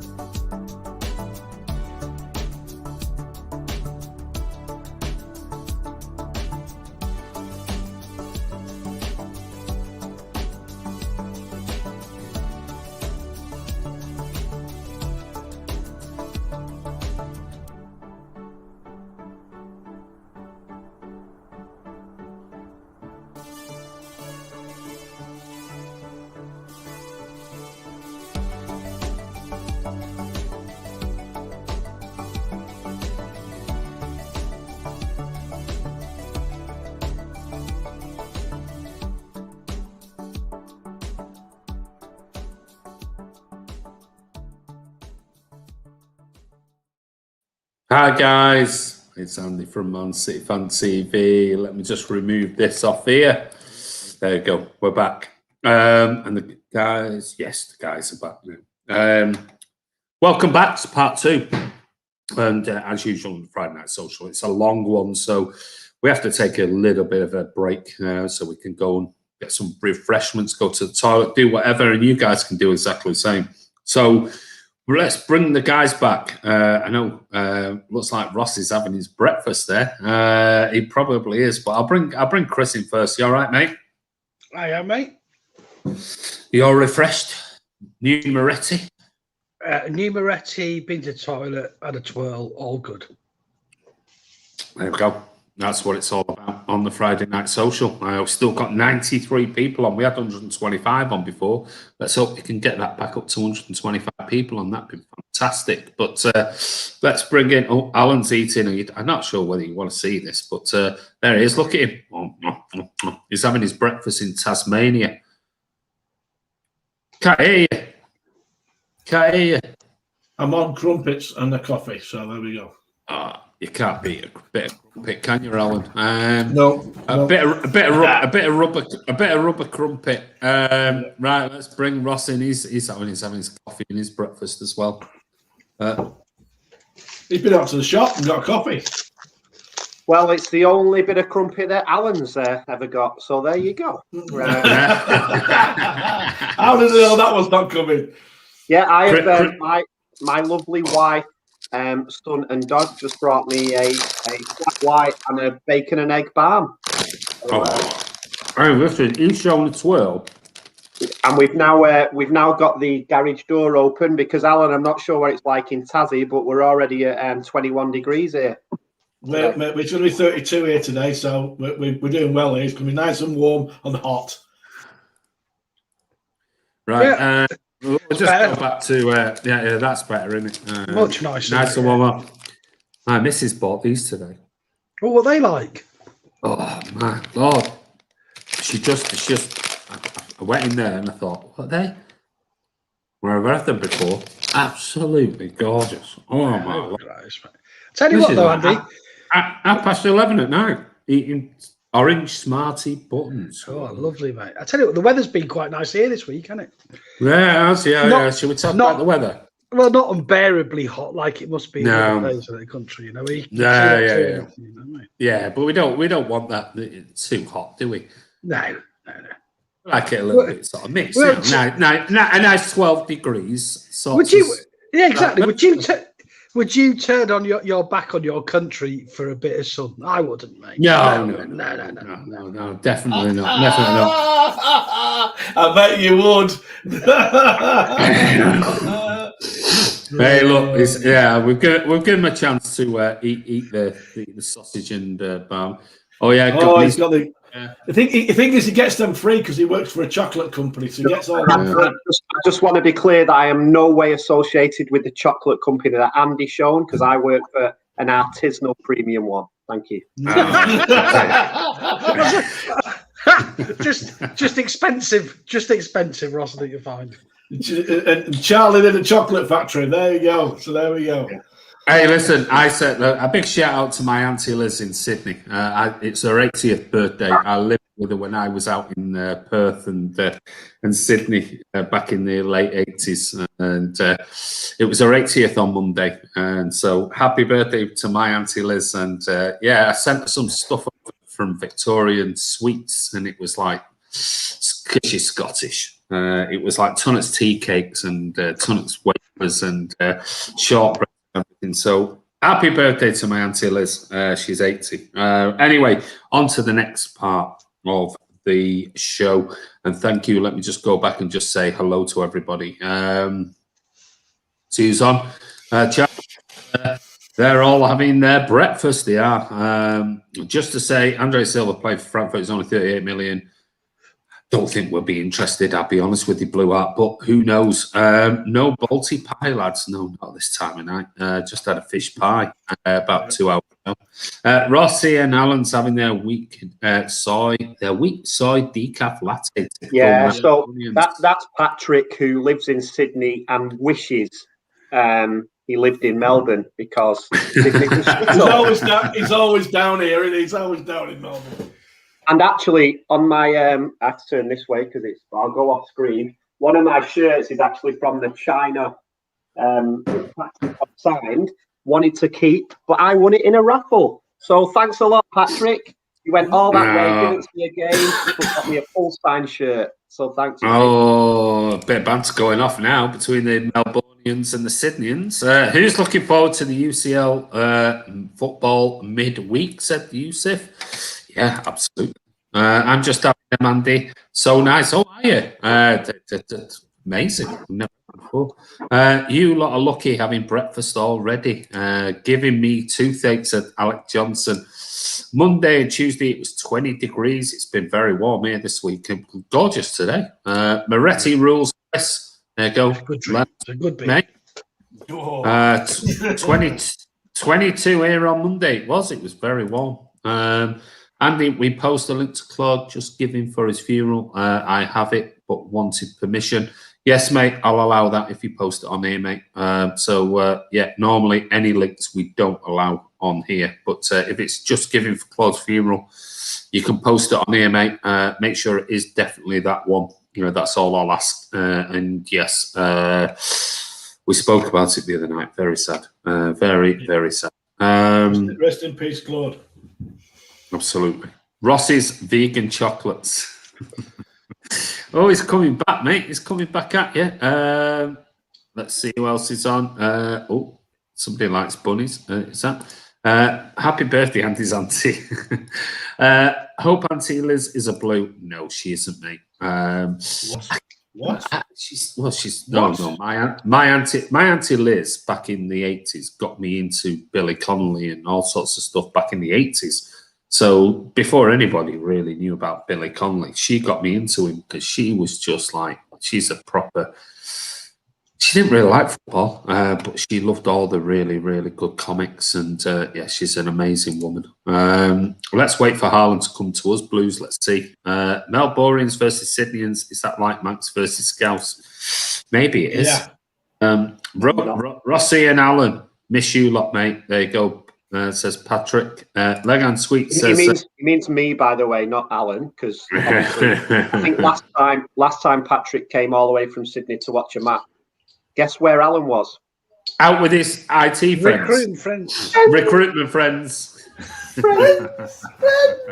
Oh, friends. Just so you know, Patrick helps run the Sydney supporters branch for Man City. So okay. Well, listen. Leg and Sweet, thank you so much for the super chat. When are you going to talk about tomorrow's match? Mate, we did it at the beginning. We spoke all about it. We spent about 30, 40 minutes talking about the Leicester game tomorrow. You're going to have to rewind after we finished and go and watch it, mate. We picked, we did our overview of the Leicester game. We picked our individual lineups and we gave our score predictions. So go back and watch it, mate. When says Charlie Everett, yo, what's up? Matt Dyer 17. Police Squad is on YouTube. At Legans already. Yes, we have, mate. What about score predictions this week? This week? I think you might mean other games. Maybe other games. Maybe other games. I don't know. It's international this week. But no, we don't do other teams. If Alan here, his dad and his Parasite agent don't want City, then two fingers to him. Yeah, I'm with you on that. I think we're all in agreement. Superior Being, we've not seen you for ages. Myron Bodu, in 2 years, he'll be worth more than a Nappy and Harlem combined. Yeah, I'm sure it'd be definitely worth more than a Nappy and Harlem, whoever those two players are. But anyway, thanks for coming on Superior Being. Not seen you for a while, buddy. On to Ross then. Rotation in April. We've got a few questions to go, so we're going to be pretty quick on these because that did take, nearly 2 hours. So, rotation in April, and then we're going to go into Alan's Champions League changes. Okay. So, and a sub question. So, quickly, Ross, your question about rotation in April. What is it? Oh, before we do the question, I'm just glad that Alan's not eating a hot dog because, God, we'd have to go offline. Anyway, guys, the rotation, we've obviously got a lot of games coming up in April, and we rotate anyway. Pep's a rotating guy. But my point about rotation is, of the games, which ones do we think he's going to prioritise from a rotational perspective?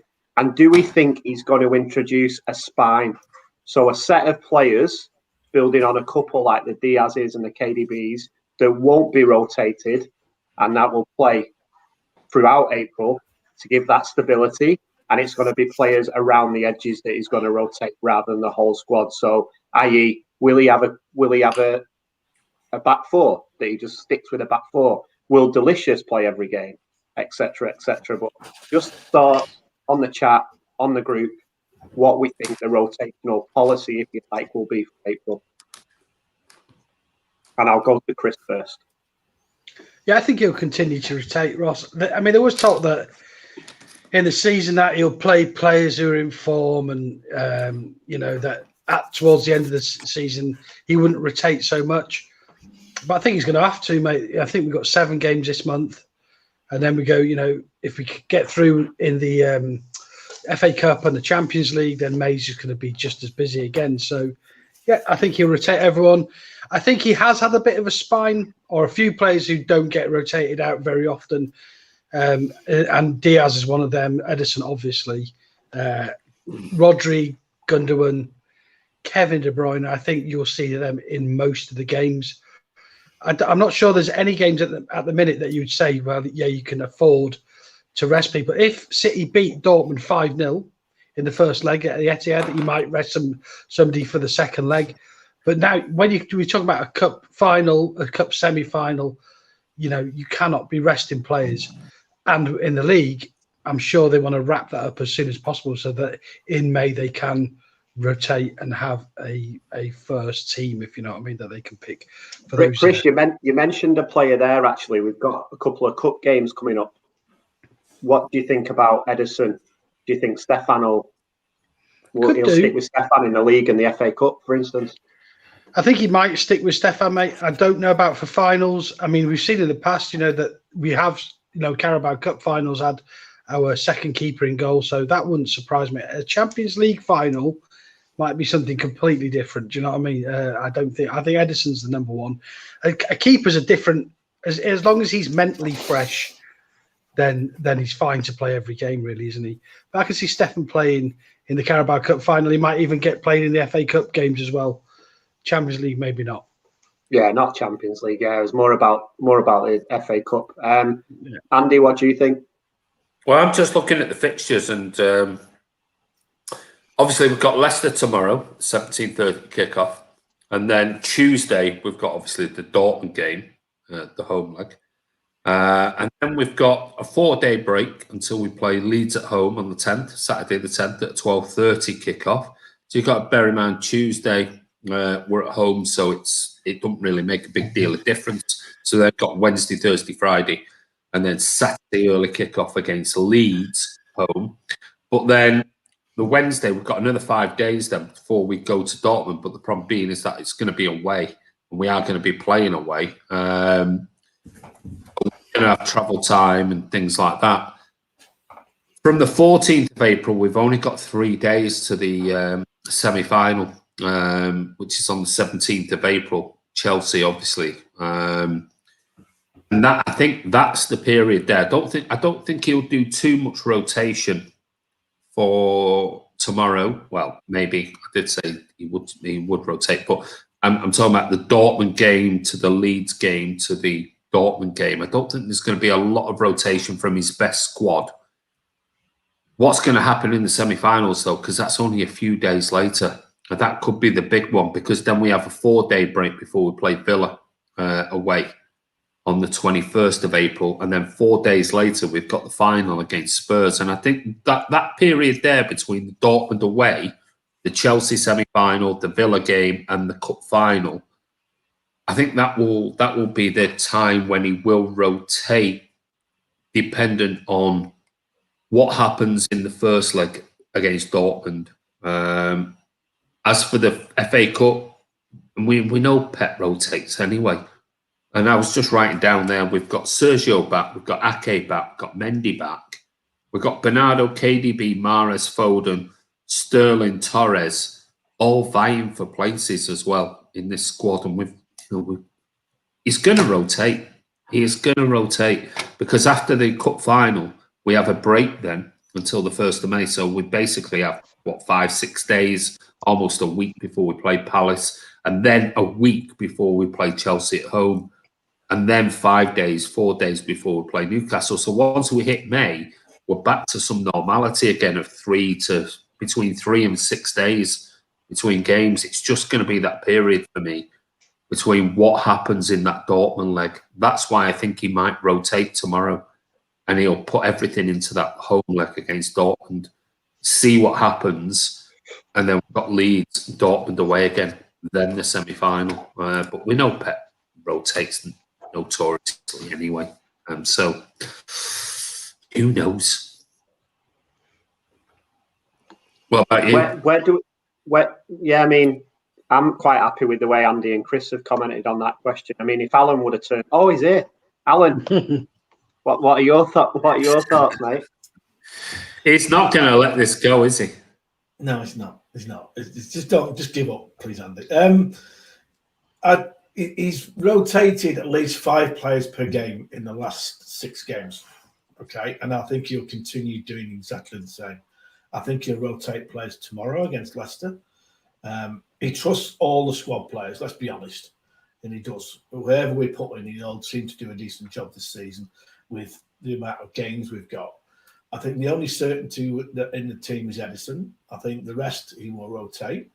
At Dortmund, I think he'll go in with his best lineup against Dortmund because I think there's a lot of pressure on that one. We don't want another mess up in the quarterfinal like he did last 3 years. So I think he's under pressure to make sure he gets that right. But I'm convinced he will rotate at least 5 players per game for the whole of April, and if not the whole of May. I think that's the way to keep players reasonably fresh, and I think he'll continue doing exactly that. He might not win every game, but he will still continue to do that. And Alan, for you then, is there anyone other than, Chris has mentioned Edison and Diaz. Is there anyone else? Because he's even rotated KDB at times this season.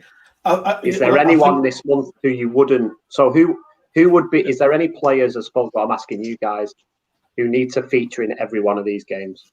Diaz is the only one. Outfield players. The rest he'll rotate. Chris? Yeah. What's the question, mate? I've answered the question. So Alan thinks out of everyone, the only player who won't be rotated will be Diaz. So everybody else will be rotated. I was asking, do we think there'll be more than that? You there, mate? I think Chris might have. He needs to come off and restart. Is Chris gone? Can you hear me? Can you hear me? Yeah, no. we can hear you. Right, okay. I don't know what's going on here. So I'll come off and come back on. You can't see me, mate. All right, mate. Yeah.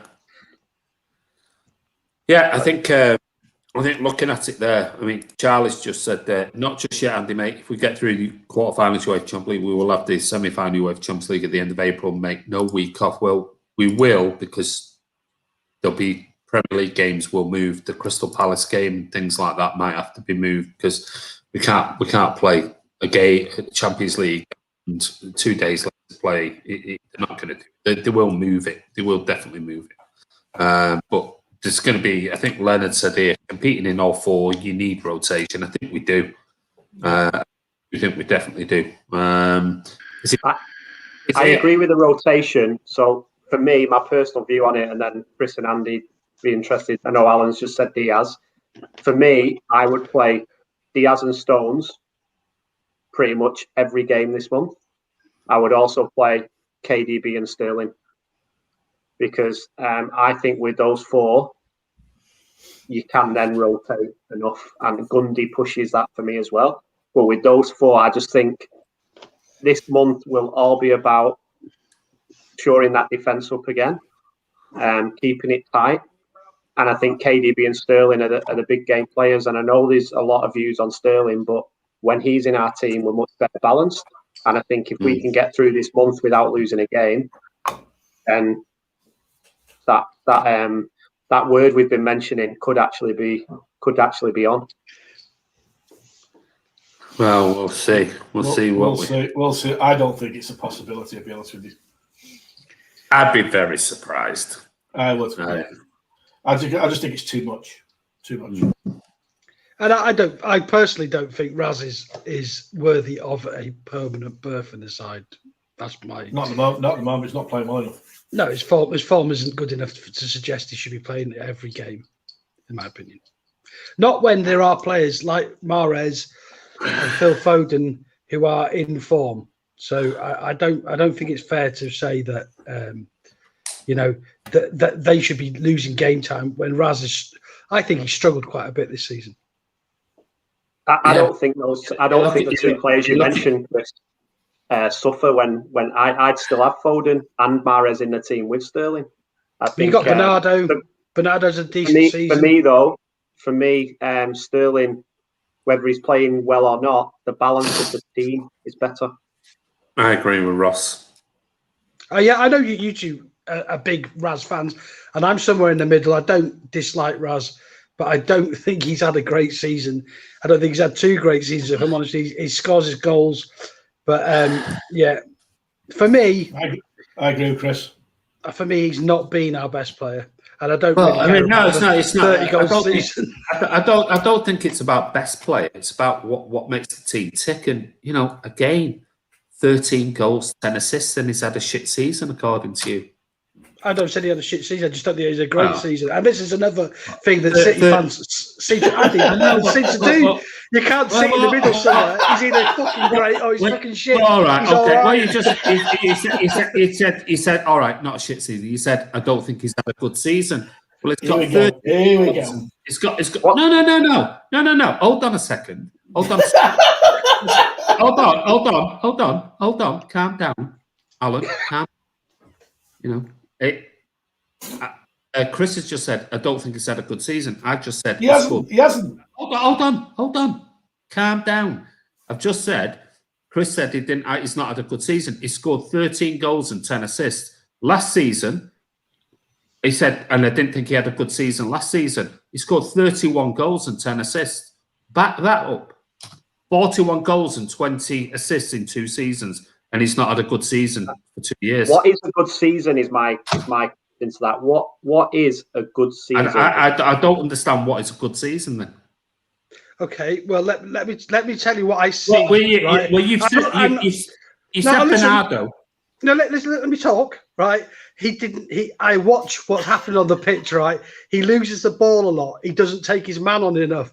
He has games like last season. He started like a train. I think he scored 20 goals in the first 6 weeks or something. It was ridiculous. And then for 6 months after, he was pretty.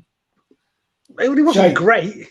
He wasn't rubbish. All right, he wasn't rubbish. He wasn't rubbish. I'm not going to say he's rubbish because he isn't rubbish. But I'm not saying he's great either. And I think the balance thing. Although I understand what you're saying about it, I think there's that many good, talented players in our squad. We're not reliant on Raz. Not a chance we rely on Raz. We are reliant on KDB and Diaz and players like that.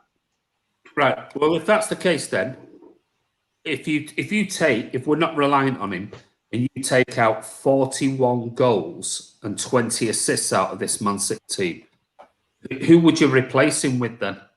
Foden. Because Bernardo Silva's got 5 goals and 5 assists this season. Foden. Well, okay. Well, Phil Foden's got less. I actually agree with that. I think Foden's a better 41 goals and 20 assists. Foden's a better player. So I want to just bring this right back. Where have I said that Foden's not in my City team? No. It'd be in mine as well. It would be in mine. That's a best 11 discussion. This thing about Sterling, how we would be okay. I'm gonna move to a player which will probably upset a lot of people, and Andy just mentioned him then in that. Has Bernardo Silva had a good season? No. because he runs around a lot and he gets up and down. The City fans, we sometimes jump back and say that's good. We like him because he runs around a lot. I think he's had a poor season. Really? Yeah, He's playing well. He's playing well at the moment. I don't agree with that. He's had 5 or 6 good games. Sterling's had a better season than Silva. Oh no, I disagree with that. I disagree. Yeah, with that. I think I would disagree with that as well. I think Bernardo's had a really good season. I do as well, completely. Yeah, I'd agree with that. I think Bernardo's been fantastic. When does this season start? February? No, he's been good also. I think he's had a decent season. There is this sort of like. I do not base footballers on stats. I think that's absolutely ludicrous. No, I'm not either. But you are. You're telling me that he scored this goal and set it up. No, you are, Ross. You cannot see past it. You cannot see past stats. It's bonkers, mate. The guy loses the ball all the time.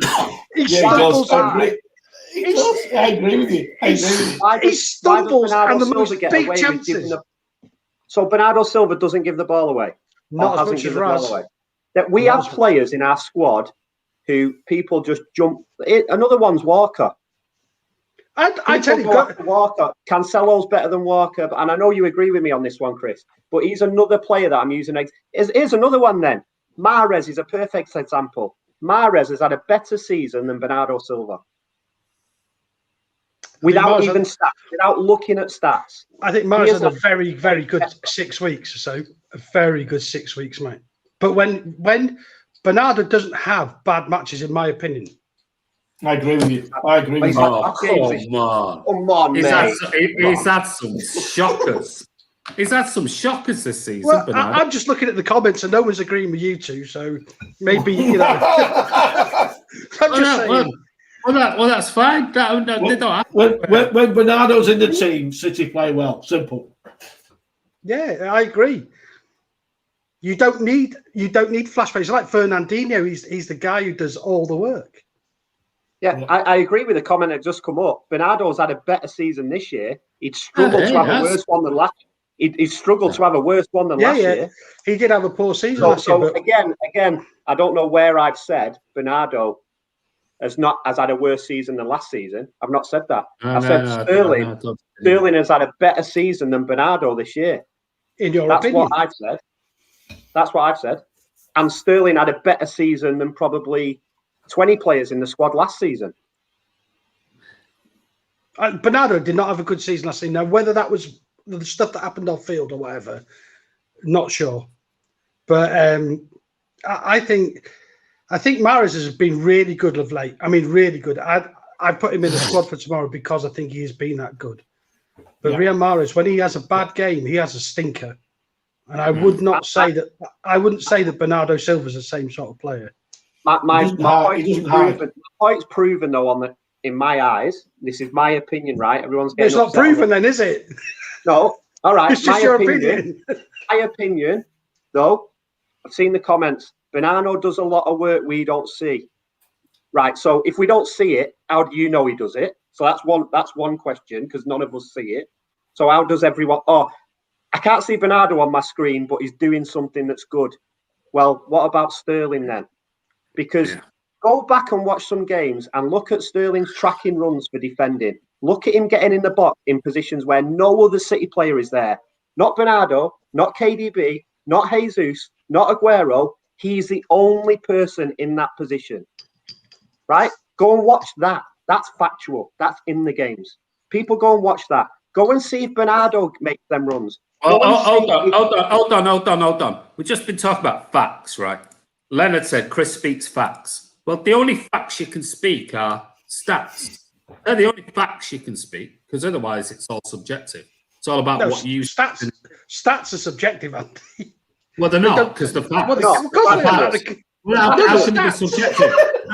How can stats be subjective? Because Did he score the goal or not? They're not subjective. They're facts. They're stats. How can that possibly be subjective? They're facts. Because it is. It doesn't make a player a great player because his stats. No. Nobody said that. Nobody said that. Nobody said that. No, we're Surely just saying. you should go to a game. No. You watch what happens in front of you. No. Well, that's your Easy. opinion. No, it's not fucking easy because that's your opinion. That's only your opinion. I think Walker played well today, and somebody else says, "Well, I think he played shit." So who's right and who's wrong? Well, that's what I'm saying. Well, that's subjective. But if you say Walker scored 2 today and Cancelo scored none, then the facts are Walker scored 2 and Cancelo didn't score any. They're facts. Everything else is subjective. Yeah, everything else is subjective, Chris. No, it's not. You can't argue against that. You can't argue. I can because Walker could be stood on the back post with no marking. Nobody marking Walker on the back post. And Cancelo fed the both balls to him to tap in. All right, also, Chris. Then you would say then the facts will be Cancelo got 2 assists and Walker got 2 goals. They're facts. But it doesn't mean Walker's a better player than Cancelo, does it? You can't argue against that because you could say, well, you only have to look at it when we do the player ratings. And you go, I gave him a 5, and somebody says I gave him an 8, and you go, well, I gave him a 5, and you go, well, I gave him an 8. I thought he played well. It's all subjective, so you can't actually. That's what we argue about with the player ratings. We go, how can Simon Bajowski give somebody a 5 when we think I thought he had a decent game today, and so and so gave him a 9? You go, what? He got 1 assist and he had like a couple of crosses, and it gives him a 9. They got assists, and yet somebody has been banging in balls left, right, and centre, running up and down the line, and it's all subjective. So if it's about facts, you can only give facts on stats. Otherwise, it's subjective. That's all you can do. Otherwise, it's like saying, it's like saying Lionel Messi is the greatest player ever. And you go, no, it's not. No, it's not. And somebody will go, well, hold on a minute. He's just broken the greatest goal record ever. And you go, yeah, I still think he's shit. I think he's just in a good Barcelona team. And that's been for 10 years. Argue against that. You can't. You can only go. But right, okay, I agree. He's got 700 goals, but he's still shit, in my opinion. Last season we were talking about Riyad Mahrez, Andy, and someone pulled his stats up, and you said you can't go stats. You can't go stats. You can't switch it with Sterling. I never went with stats to win an argument. It's bollocks. So it is a great one. Nowhere near Raheem Sterling's. That was the difference. The argument was against Sterling and Mahrez. You cannot compare Mahrez's stats last season compared to Raheem Sterling's. That was my point. Nowhere near. I agree. Nowhere near. That was the argument. Guys, this is not subjective. This is based on fact. There's been a few comments. I've not seen any player miss as many chances as Raheem Sterling. I just want to tell you something. And it's based on a stat. Yeah. This season in the Premier League, Kevin De Bruyne has had 76 shots at goal. How many goals has he scored? Yeah, there you go. Raheem Sterling has had 53 shots. Now, that includes when you miss it. They take that. When you fall, when you slip, when you hit it wide, when you don't connect. How many goals has he scored? More than Kevin De Bruyne in less shots. So has Kevin De Bruyne missed more chances than Sterling based on fact? Yeah, but you telling me now. So this is what my point is about stats, Ross. Does that mean that Raz is a better footballer than Kevin De Bruyne? No, I've not said that. I've not said that. Exactly. But that's the point. My point is about City fans saying he's rubbish, he misses it all the time, he doesn't offer us anything. That's based on nothing. It's based on you don't like him. It's not based on how he plays. Yeah, I don't think it's that either. Because I like Raz, right? I just don't think Not you, Chris. I don't think he's had a particularly great season. I'm with Chris on that. I think he's a good player. I don't think he's had a good season. I really don't. It's not been consistent.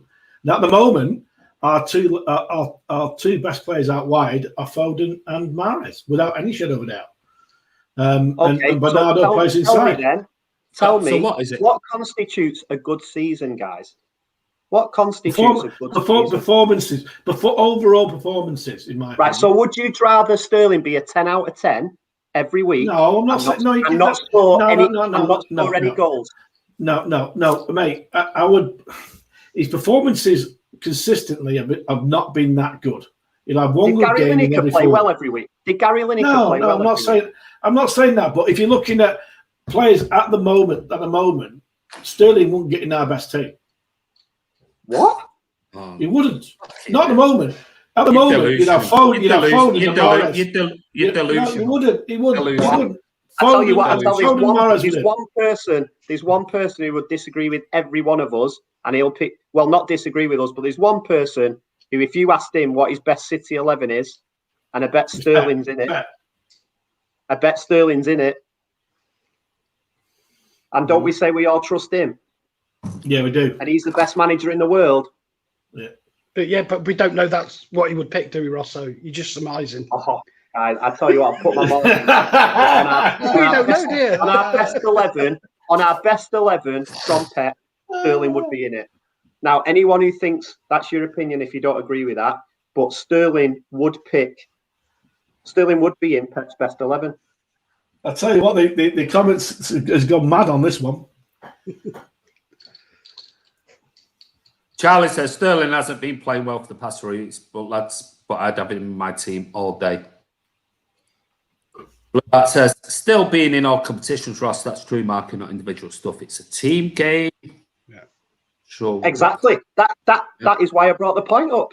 A team game. Sterling gives our team more than people. Bernardo has been asked to play central midfield role a lot more than right wing this season, so his stats won't be like wingers.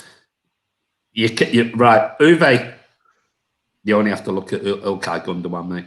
Gundogan, yeah. Ross, Raz goals are yard of the net. What are you on about? And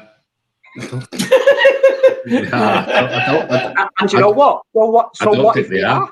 So what if they are? They're not all from a yard, but what if they are? That means he's the only one there. Just talk about Raheem's one-on-one scenarios this season. Oh, come on. Alan, I'm trying to be impartial here. I'll try as much as I can to be impartial. But you've gone on about that for 2.5 years, and it's really boring now. You keep going back and one-on-ones. Listen, told you, fucking hell, 41 goals and 20 assists in 2 seasons. Jesus, go and give your head a massive wobble in Tasmania, mate. Because name me another player who's got 41 goals and 20 assists at Manchester City in the last 2 seasons. Name me one. Name me one single player. Kevin De Bruyne, Sergio Aguero, whoever. Name me one who's got 41 goals and 20 assists in 2 seasons. So far, and the season's not finished yet, name me one player at City. Name me one. One single player. Doesn't matter. Goals don't count. I'm subjective. Oh, they don't count. Yeah, they don't count. No. He misses loads of one-on-ones. Can you imagine if he fucking scored one-on-ones? Jesus, he'd be having 61, 70 goals and 30 assists. And yet... Hey, Alan, do you know... He's not deserving of a starting spot. Messi and Ronaldo have missed. They score every shot. They score every shot they take, don't they? Those 2 players. Every single. Did Ronaldo something last year? Did Ronaldo not have about 30 free kicks and not score one? But he's rubbish now. Not one. Yeah. You just had to go at KDB for having too many shots and not scoring enough. Yeah, I think KDB's rubbish. Yeah. That's exactly what I've said all along. Bernardo, I don't know that City are in 4 competitions.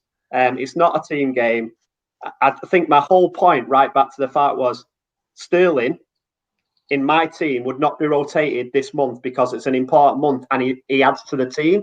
Somehow that's turned into. I do think that is what Ross said, and I think it's been turned a little bit into a Raheem Sterling thing, and it's happened, and that's my point as well.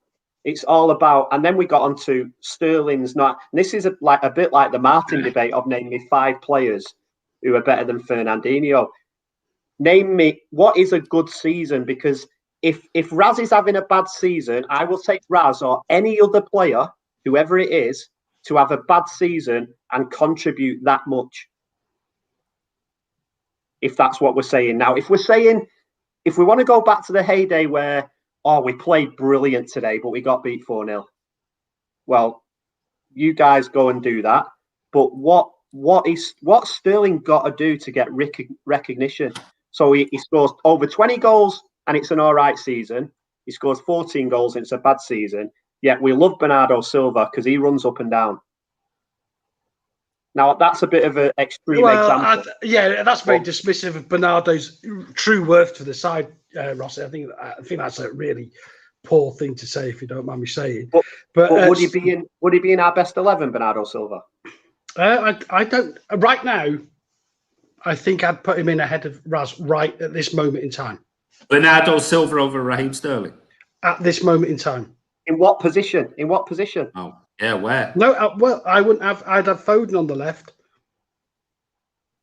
And Bernardo on the right. So right now you wouldn't have Mahrez. No, I'd have Mahrez on the right. You wouldn't have Gundogan in there, who's our top goal scorer. No, I said I'd have Bernardo before I'd have Raz. But where? Yeah, but you said where though? Where? Anywhere. I'd rotate him in anywhere that first forward 4 positions, false 9, in the bottom of the midfield on the wings. I think based on form then. Okay, we'll do it based on form, and I get that point. Sterling's not in. You're having Bernardo, but Foden's on the left, and you're still having Mahrez on the right. You're having KDB, Gundogan. I never said that. Ross, you're getting it all. I think you got a bit flustered, mate. What I said is I'd have him in the team above Raz. Right, so who's playing in that position? In what position?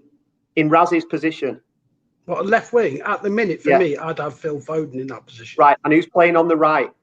At this very moment, Mahrez. Right, so where's Silva playing is my question. Well, I'm saying I'd put him before I would put in Raz, so I'm not saying I'd have either of them. I'd have Bernardo false 9. Bernardo, for me, is in better form than Raz. And I'm sorry that you don't agree, but that's what I see. I'm saying if that's the case, I'm asking, where's he playing then? You can't just say anywhere. False nine. Yeah. So who's the top 4 then? Because it's based on form. This, remember, I just want to bring it back. We're putting Silva in ahead of Sterling based on form. So based on form, is Silva a better false 9 than who's been playing there? And that's not about Sterling now. I think I'm not being dismissive about this, Ross. I'm sure you've watched loads of games, right? The team aren't as static as you're making it out to be. They move around. There's no such thing as you play on the left, you play on the right. This is the false 9. You play here. That's not how City play. In fact, we don't even play with the back 4, do we? You know what I mean?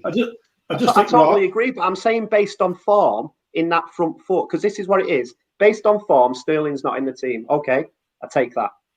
But what I'm saying now is, based on form, who would be that 4 at the top? I don't think Silva would still be there. We don't play 4 at the top. We play 3 at the top. Well, 3. All right, then it's even worse then. Based on form, 3 at the top. Are you telling me that Silva is ahead of any of those players who can play there? Or based on form? I just think I think City play better when he's in that team. I really do. But that's back to my point. I think City play. That's opinion. I think City are better with Sterling in, and Sterling, when he's in the team, scores more and creates more than Silva. That's what I'm saying.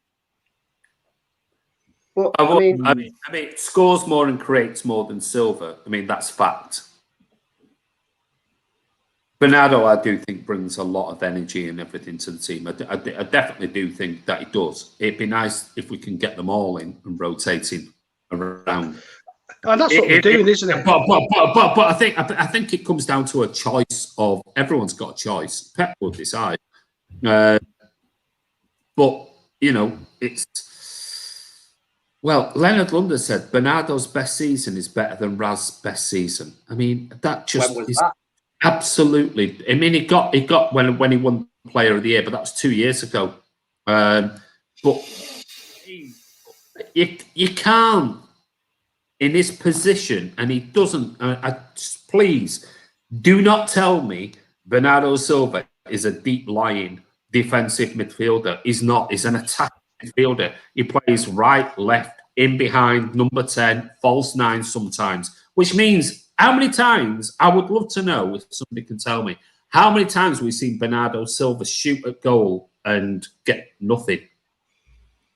He rarely gets any on target. Rarely gets any on target. Hence why he doesn't score goals. And he rarely assists. 5 assists and 5 goals this season. And he's having a wonderful season. Sorry, not for me. He's been better than he was last season, because last season he was awful. Absolutely awful. And I mean, every City fan would say he wasn't great last season at all. Yeah, I agree with that. He's lucky he's come back. We've all said it, and we've said it 1,000 times on here about the fact that what was it that caused it? Was it the Mendy tweet? Was it this? And everybody is in agreement. He was awful last season after a season of being voted, City's player of this season, where he was tremendous, absolutely tremendous. And he brought so much to the team. But he still got stats. If you want to go on stats, weren't brilliant, but he did bring a lot more. There is no way anyone can tell me in a million years that he's anywhere near the season of 2 years ago, this season. He's nowhere near it. Nowhere in a million years is he like he is in the season right now when he won the Player of the Year. Nowhere near. He's getting better to where he has been this season. He's getting better as he goes along. Yeah, but he had a shocker that only 2 games ago. He got brought off. He was poor, really poor. So he's not in the form that he was 2 years ago. Nowhere near it. Nowhere near it.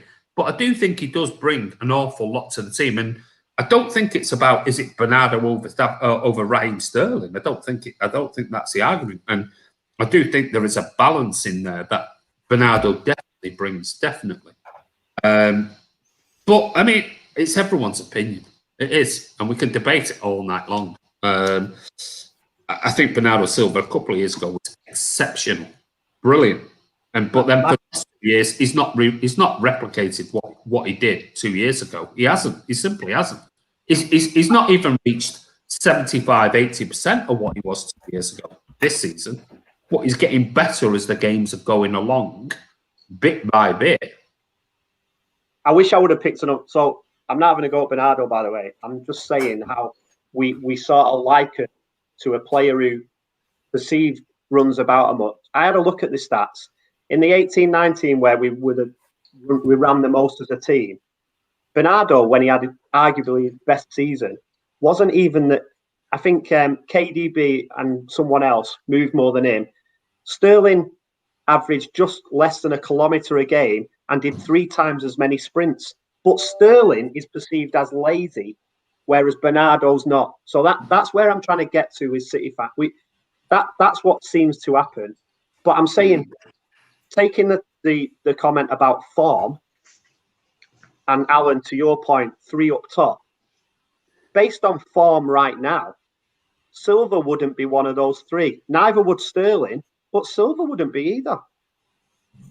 I don't think anyone can deny Sterling's not. He's not lazy. He's always worked hard, but I just think that some of the most of this season, his end product and his decision making at the end has been poor. Yeah, but Alan, hold on 1 second here. 1 second, right? There, about 5, 6, 7, 8 weeks ago on the FNS, I made a comment that was from technical analysis individuals in the Bundesliga who said that Dortmund were not happy with Erling Haaland's output from tracking back and tracking this, tracking the other. All right? Yeah. They said that his stats have dropped off hugely, massively compared to last season. And yet we want to buy something like that, and we're going to spend 150 million quid on somebody like that. Why? Because his stats and his output is where it is. Yeah. So we're now. So if Erling Haaland had scored 15 goals this season in 28 games, would we be paying 150 million quid for him? No, we'll be paying that anyway. 29 goals in 29 games. His stats show that his output is shite this season compared to last season. But his output, his stats for goals and assists and everything else, that's what we're paying for. So when it comes to, you can't bring stats to it and this, that, and the other for, well, that's what we're paying for. We're paying for output. Well, output from Bernardo Silva is 5 and 5. 5 goals, 5 assists this season. Yeah, Charlie's just said his best season for City, 7 goals and 7 assists. Bernardo Silva. So that's a good season, or best, but Sterling's season this year is not good. What is it, 13 and 15? Well, that's what my question is. What's a good season? What's a good season? It's one of those. It's 13 and 10 assists so far this season. He's not a striker.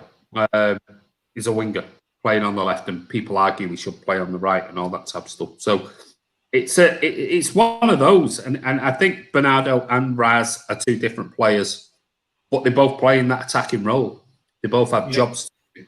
And you expect Kevin, you expect Bernardo Silva, you expect Mahrez, and Mahrez is doing it. You expect Raz. You probably expect Torres, if he played a bit more, to chip in with more goals and more assists and things like that. Obviously, Sergio was Sergio. But Gabby, we have the argument about Gabby.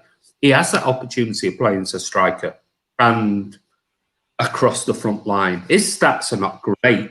When you look at his goal-to-game ratios, they're pretty decent. So, I don't know. I think it's a... I think a lot of it is down to opinions. Personally, I do think you said about Foden. I do think Foden's having a brilliant season, and his stats show that. Not only his stats, but what you see is he's doing amazing things. And we only see what he did for England, and everyone was raving about. He's a definite starter for the Euros. So Sterling's definitely.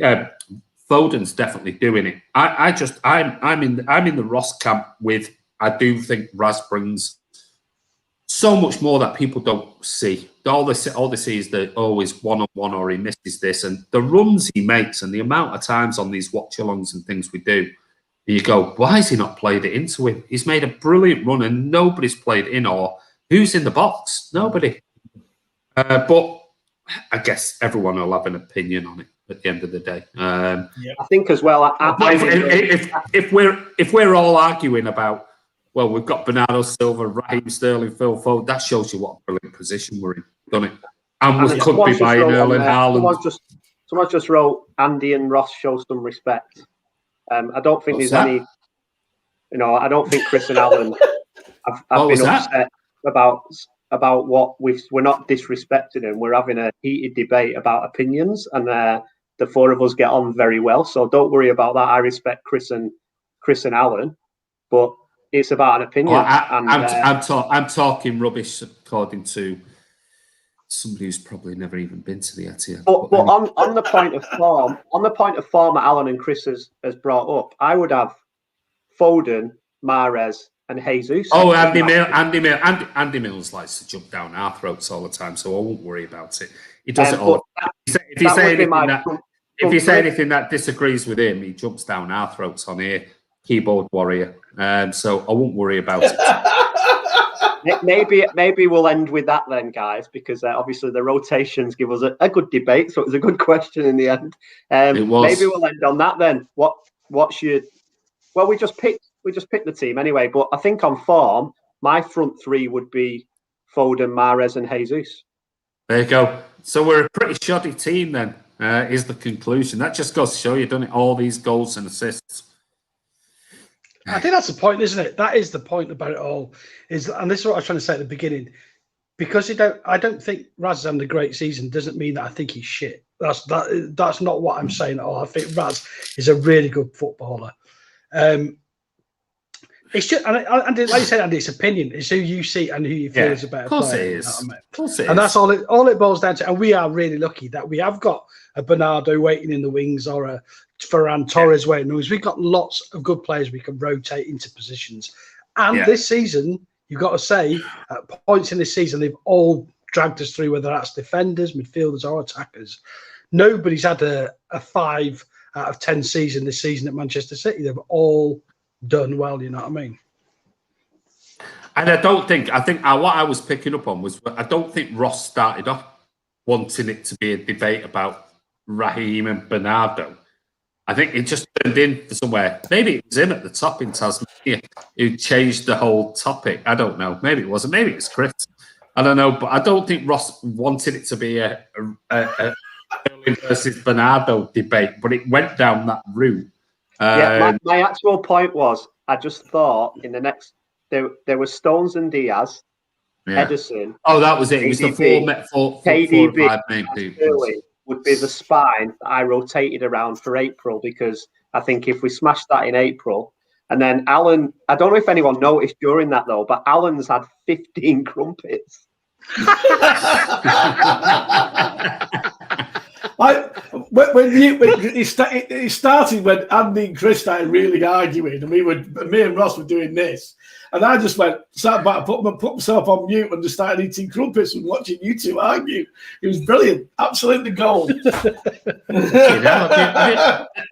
you got a toast? Have you got a toaster next to you there or something? Jesus Christ! So, news just in. Yeah, it's been signed off. # crumpet.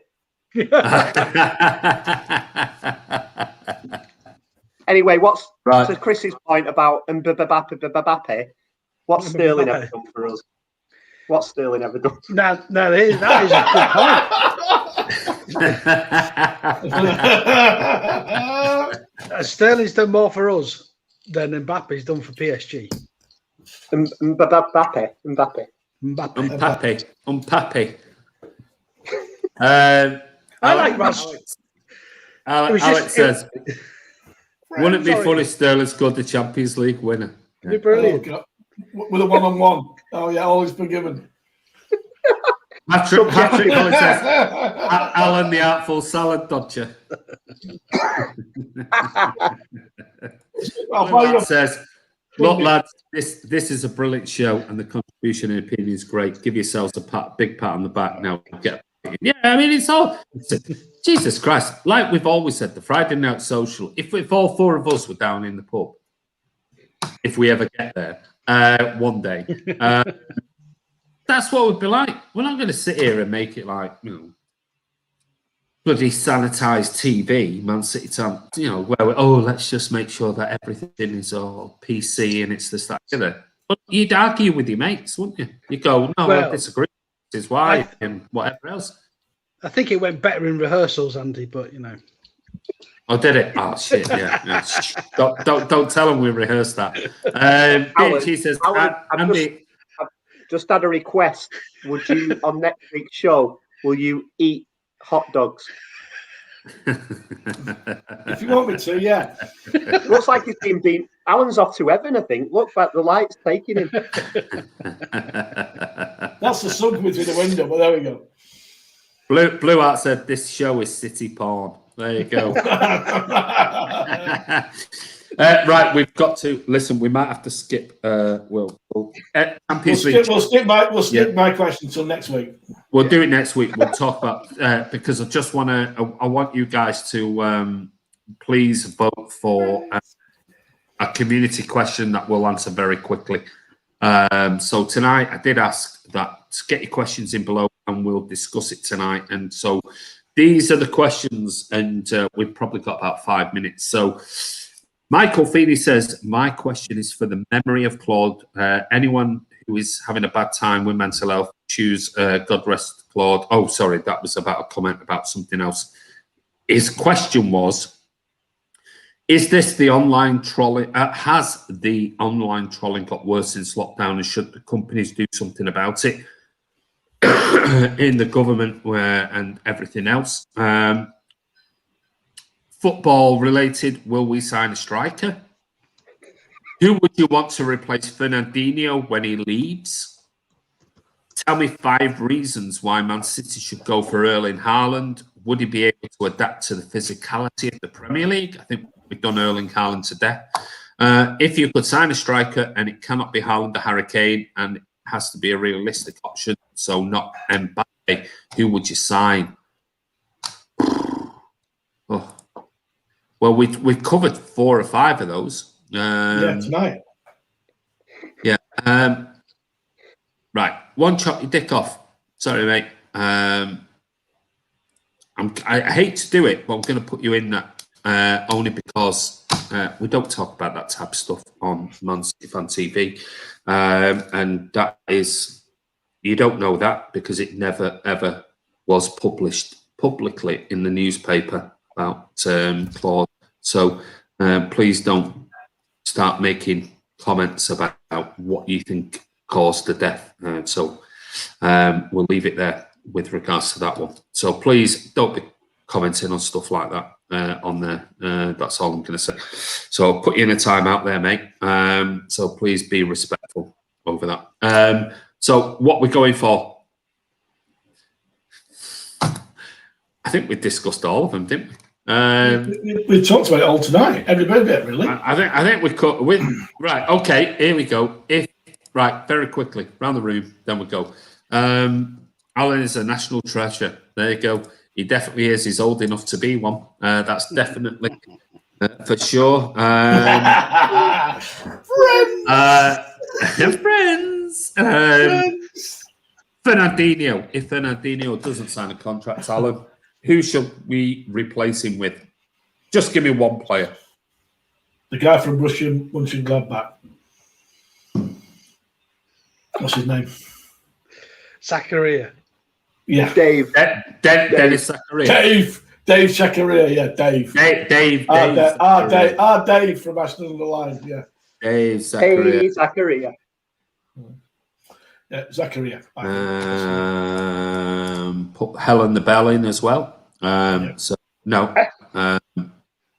Helen the Bell's gone on about heart attacks and things like that. We're not discussing that type of garbage and nonsense on here. Please, will you stop posting shite on this channel? Otherwise, I'll just block you. It's that simple.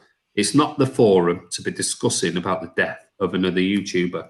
So please, if you don't want to be blocked, stop making comments on it. It's that simple. You've got his family and friends and things like that to think about. So anybody else who makes another comment will be, I don't care whether you've been on this channel for 2 years, you'll be blocked immediately. It's that simple. So your choice, entirely up to you. It's not the forum to be talking about that type of stuff. So there you go. So go on. Sorry, Alan. Sorry, I have to finish with shite from some fucking idiots on here. Zakaria, I think, from Russia Mönchengladbach. Yeah. Okay. Ross. He goes for David Zakaria. The bloke from the Dog and Duck. No, I was already laughing when you asked it out of all the questions, and I think Chris saw me and started laughing. Yeah, no. Say Fernandinho stay for another 5 years. So obviously Fernandinho's not going to go because right now there's no one better than him. And I'm still, I'm waiting for the typing to come. The issue you've got here, and I know these two have debated this with me long and hard, and we didn't disrespect each other, just for anyone's knowledge. If we sign, so me, it would be Declan Rice. Because then you can get like a sponsorship with like Rice Krispies and stuff. But if we sign him, Rodri, he just text me. Stop it! Don't go there. Rodri will not be happy being a number 2, and this is my whole point. So I definitely some of the players that were mentioned that were better than Fernandinho, which are just laughable. I can't even mention it. So it's going to be none of that. Chris, you can probably remember what one we got rid of to Villa. Apparently, he's better than Fernandinho. Yeah. The lad at Leicester, who is a good player. The lad at Leicester. Oh yeah, Luis. Kante, who's like 2 years. I think 2 years younger than him. You know, so Dad's army. Douglas Luiz. Yeah, I'm happy keeping. Just get Dave from the Dog and Duck, because at the end of the day, they're not going to play ahead of Rodri anyway. So. Yeah, Dave, or as Alan said, the lad at Copenhagen.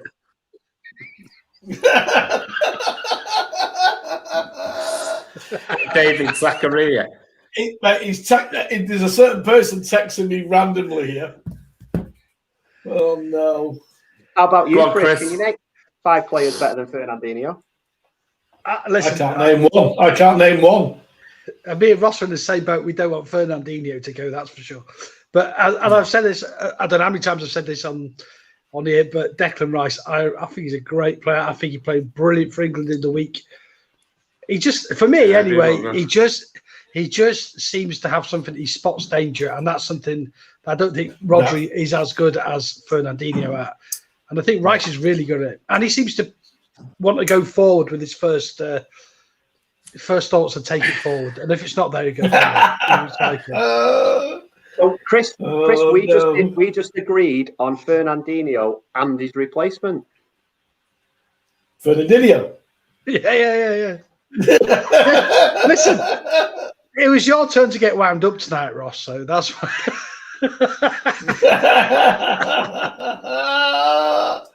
Declan Rice would cost over 100 million. Andy was with me. I felt it was quite well balanced, actually, wasn't it? It was two V's. It was a Desmond.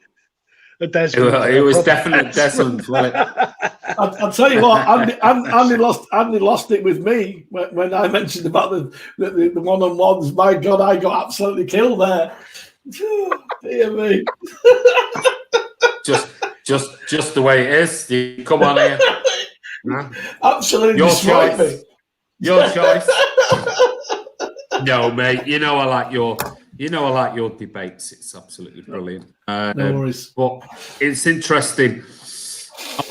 I was just having a discussion. You can argue back, call me all the names under the sun. I don't mind. We couldn't get in. We just went, no, hang on, stop.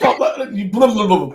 Hey, I tell you what though, because I was clock watching and I'm thinking, well, we've got two more. We're never going to get through this. It's 3 hours now. It's not Alan's debates you ought to be worried about, anyway. Was it without the D? Bates? Oh, yeah. Oh, to be fair though, guys. Can you? No, it's not here. There is none. No, what's going on? No, I don't. My sister's in the kitchen now making a noise, but there we go. That's about it.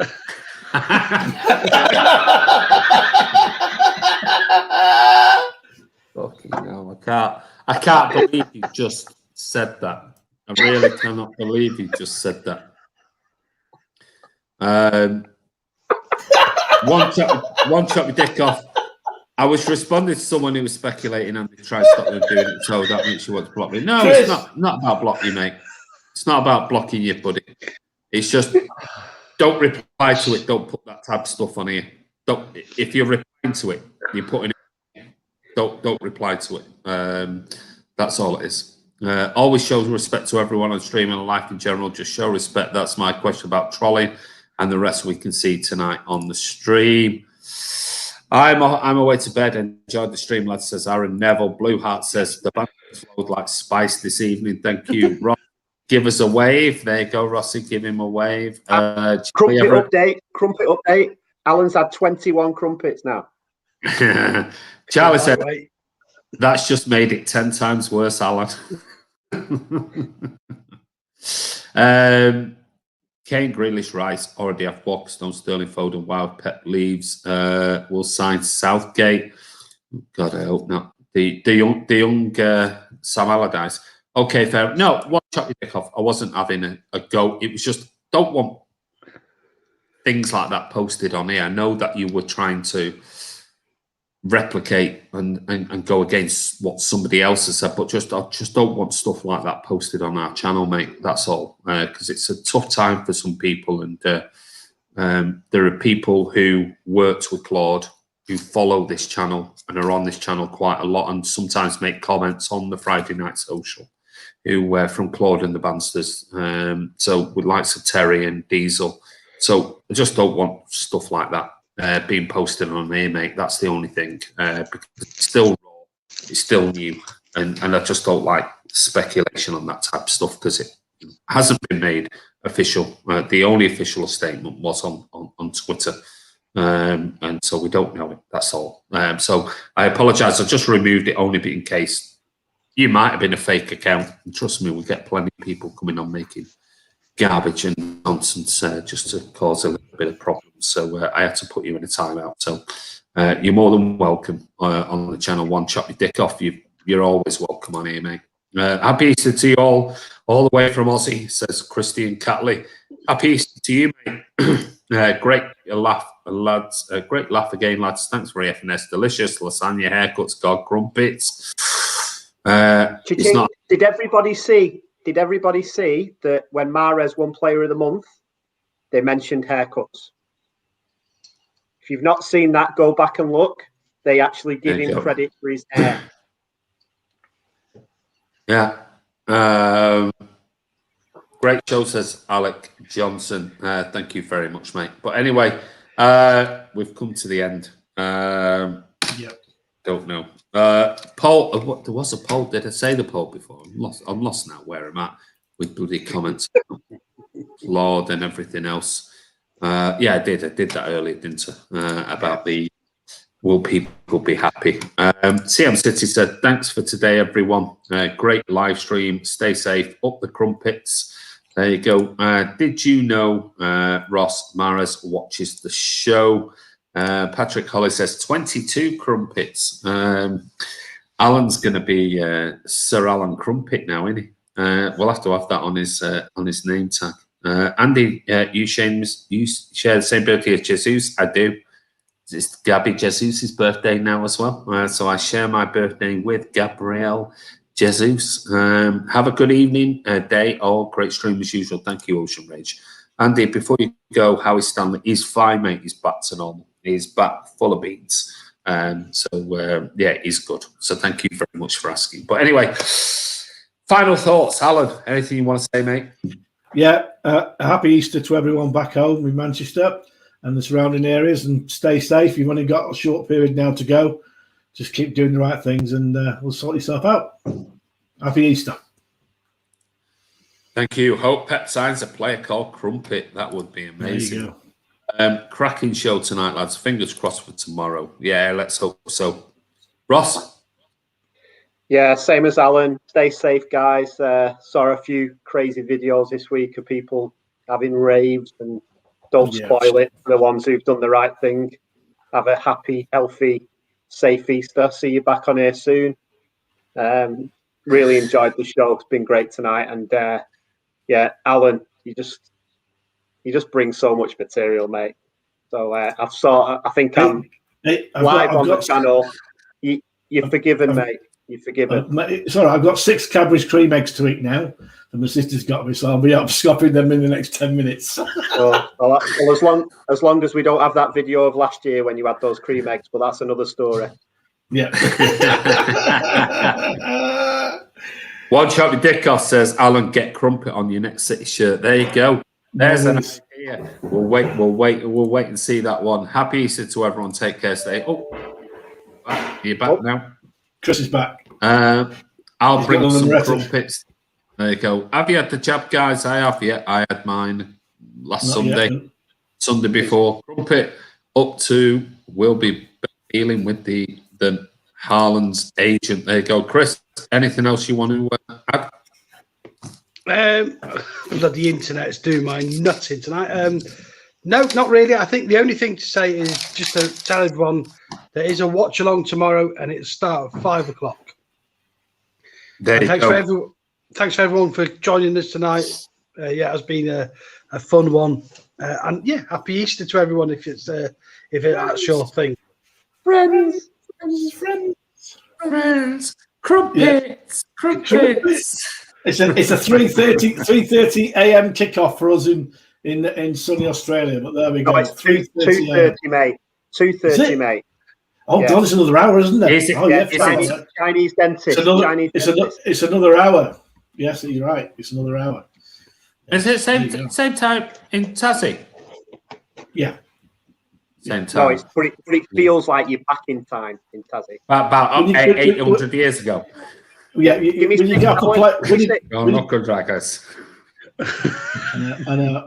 When you get off the plane, it's like when you get off the plane at Hobart Airport, it's like welcome to 1986. It seriously is. Trust me. And Alan's like, brilliant. I can say whatever I want. You must fit right in, and Alan, with that hairstyle and your choice of clothing. God, yeah. Chris. Yeah. Sorry. Don't mention that. Oh, the hair. Can't mention the hair. Alan will be turning up late for the game as well. Yeah. Cheers, guys. Great show. So good. Thank you, Alan. Guys, this is Andy from Man City Fan TV. We had it's been a while. It was great because it's been a while since we've had a real heated debate on Man City Fan TV. It was heated. That was heated, Andy. It was good. I like that. That's what it's all about. That's why it's the Friday Night Social. It's about time we had got into a bit heated discussion. Maybe it's 2-week international break bollocks. That's rubbish, isn't it? Proper football tomorrow, and we can start some objective stat looking at how Raheem some goals and me and Ross are like, see, that was 46 passes he got there, and what did Bernardo do? He got 3. All right, there you go. I hope Sterling and Bernardo play. I hope they both play tomorrow. I'm going to count every time he gets the ball. I love them both. I love them both. Go on, Chris. Andy, is it now officially your birthday? Because if it is, I think we'd all like to wish you. It is my birthday. Happy birthday, Andy. Yeah. How young are you now, Andy? 60? 51. 51. You cheeky bastard. 60? I feel. Hey, listen. When I'm on this with you, I definitely feel 60. At least you've got all your hair still, Andy. Oh yeah, I've got. Yeah, it's all mine. It needs a right cut. There you go. Yeah, look, all that needs cutting off. It's like hair. People are still. Hey, Andy, at least yours don't wash off when you do that, like someone on it. Someone's still giving me stick about Sterling. Guys, I like Bernardo. I like Bernardo. I'm sorry. I'll never mention it. We love. It wasn't about that. I think there was a bit of ambiguity at the beginning. It turned into a whatever. Charlie says my AirPods nearly shut down with me shouting happy. Oh yeah, we've got all sorts there. Look at that. Jesus, fry tuck. Bernardo happy 21st, Andy. Thank you. I wish I was 21 again. I really do. Sterling has played this striker this season. It's unfair to compare it to Bernardo. Yeah. Happy birthday, Ocean Rage. Thank you, mate. Alan has such a good time. He does. He loves it. Happy birthday, Andy. Thank you, Dudley. Charlie, happy birthday, Andy. Thank you. Happy birthday, Abdullah. Thank you. Blue Heart, happy birthday, Andy. Uzira is in the post. Yeah, thank you. Happy birthday, mate. Thank you. Patrick, thank you. Don't worry, Andy. Alan's a bit of a fossil, too. I know. Don't worry. I'll see you next time I'm in Sydney. Don't you worry. I know. Yeah. Thank you, Sean. Thank you very much, mate. And Christian, thank you very much. And Legan Sweet, thank you very much, mate. Yes, I'm Michael. My friend. Happy birthday, Andy. Thank you, mate. Anyway, right, before I go, embarrassed with all these happy birthdays. But anyway, this is Andy from Man City Fan TV. I want to say a massive thank you. Hope you enjoyed it. For a change, it got a bit heated, and it's good. We're all friends. But it's like it is when you're down the pub with your mates. You disagree on things, you'll argue it, and you'll come up with stuff. And whether you're right or wrong, that's your opinion. And thank you for everybody for putting your comments in there. Whether you agreed with me and Ross or whether you most of you disagreed with me and Ross. you were on Chris and Alan's side, so that's. It's shocking, isn't it, Ross? But anyway, I'll tell you what, guys. Regardless of what we were talking about, if you're agreeing with Alan, you need to go and take a look at yourself. because you hear the stuff we talk about what he gets up to. You need to have a serious look at yourself because you could also be spending some time away from home. That's all I'll say. Lee Cullen says, thanks, lads. Blue Heart, have a great day, Andy. Thank you, mate. Superior, happy birthday, Andy. Second half century is the best I hear. We'll wait and see. Cheers, everyone. I sent you a cake, Andy. As long as he doesn't send me his agent. Friends, there you go. Hashtag friends. Lay off the crumpet, says Patrick Holly. GTA thinks it's funny. Just a gentle simmer, lads. Nothing heated. Great stuff. All the best, you guys. Now I'm going for some real crumpet. Oh, lucky you. You're lucky, buddy. Yeah. Said Alan, never. But nobody can smash crumpets like Sir Alan. Crumpet killer, says Alec Johnson. Friend is what Simon Bird does with someone else. Oh, there you go. But anyway, take care. That's the Friday Night Social. The good Friday Night Social. Have a wonderful weekend. It's obviously bank holiday weekend. And yes, if you're not a subscriber, please hit the subscribe button. Hit that bell icon. That way you'll be notified when there are new vlogs. And don't forget, whatever you do, go back last night and watch Tom's Thursday night, Tom, with Lee Chappie from Leicester, and he interviews Lee about the game tomorrow. So if you want to look at the beginning of this particular vlog, we talk a brief overview of the Leicester game, but listen to what Chappie has to say about the Leicester game tomorrow on Tom's last night. And don't forget tomorrow, 5 o'clock, Chris. Is that right? 5? 5 o'clock. 5 o'clock. 5 o'clock tomorrow. There will be a live watch along. All I'm saying is it's not me. So you might want to tune in tomorrow to watch the watch along tomorrow for the Leicester game at 5 o'clock. So whatever you do, tune in then. But take care. Thank you, everyone, for all your super chats and all your comments tonight. Really do appreciate it. Sorry, it is a late one, as usual, on the Friday Night Social. But thank you to Alan, to Ross, and to Chris. They've all been superstars, and we do love each other, really. We just like to debate stuff. So take care. Have a wonderful weekend wherever you are in the world. And we're all friends. We're friends.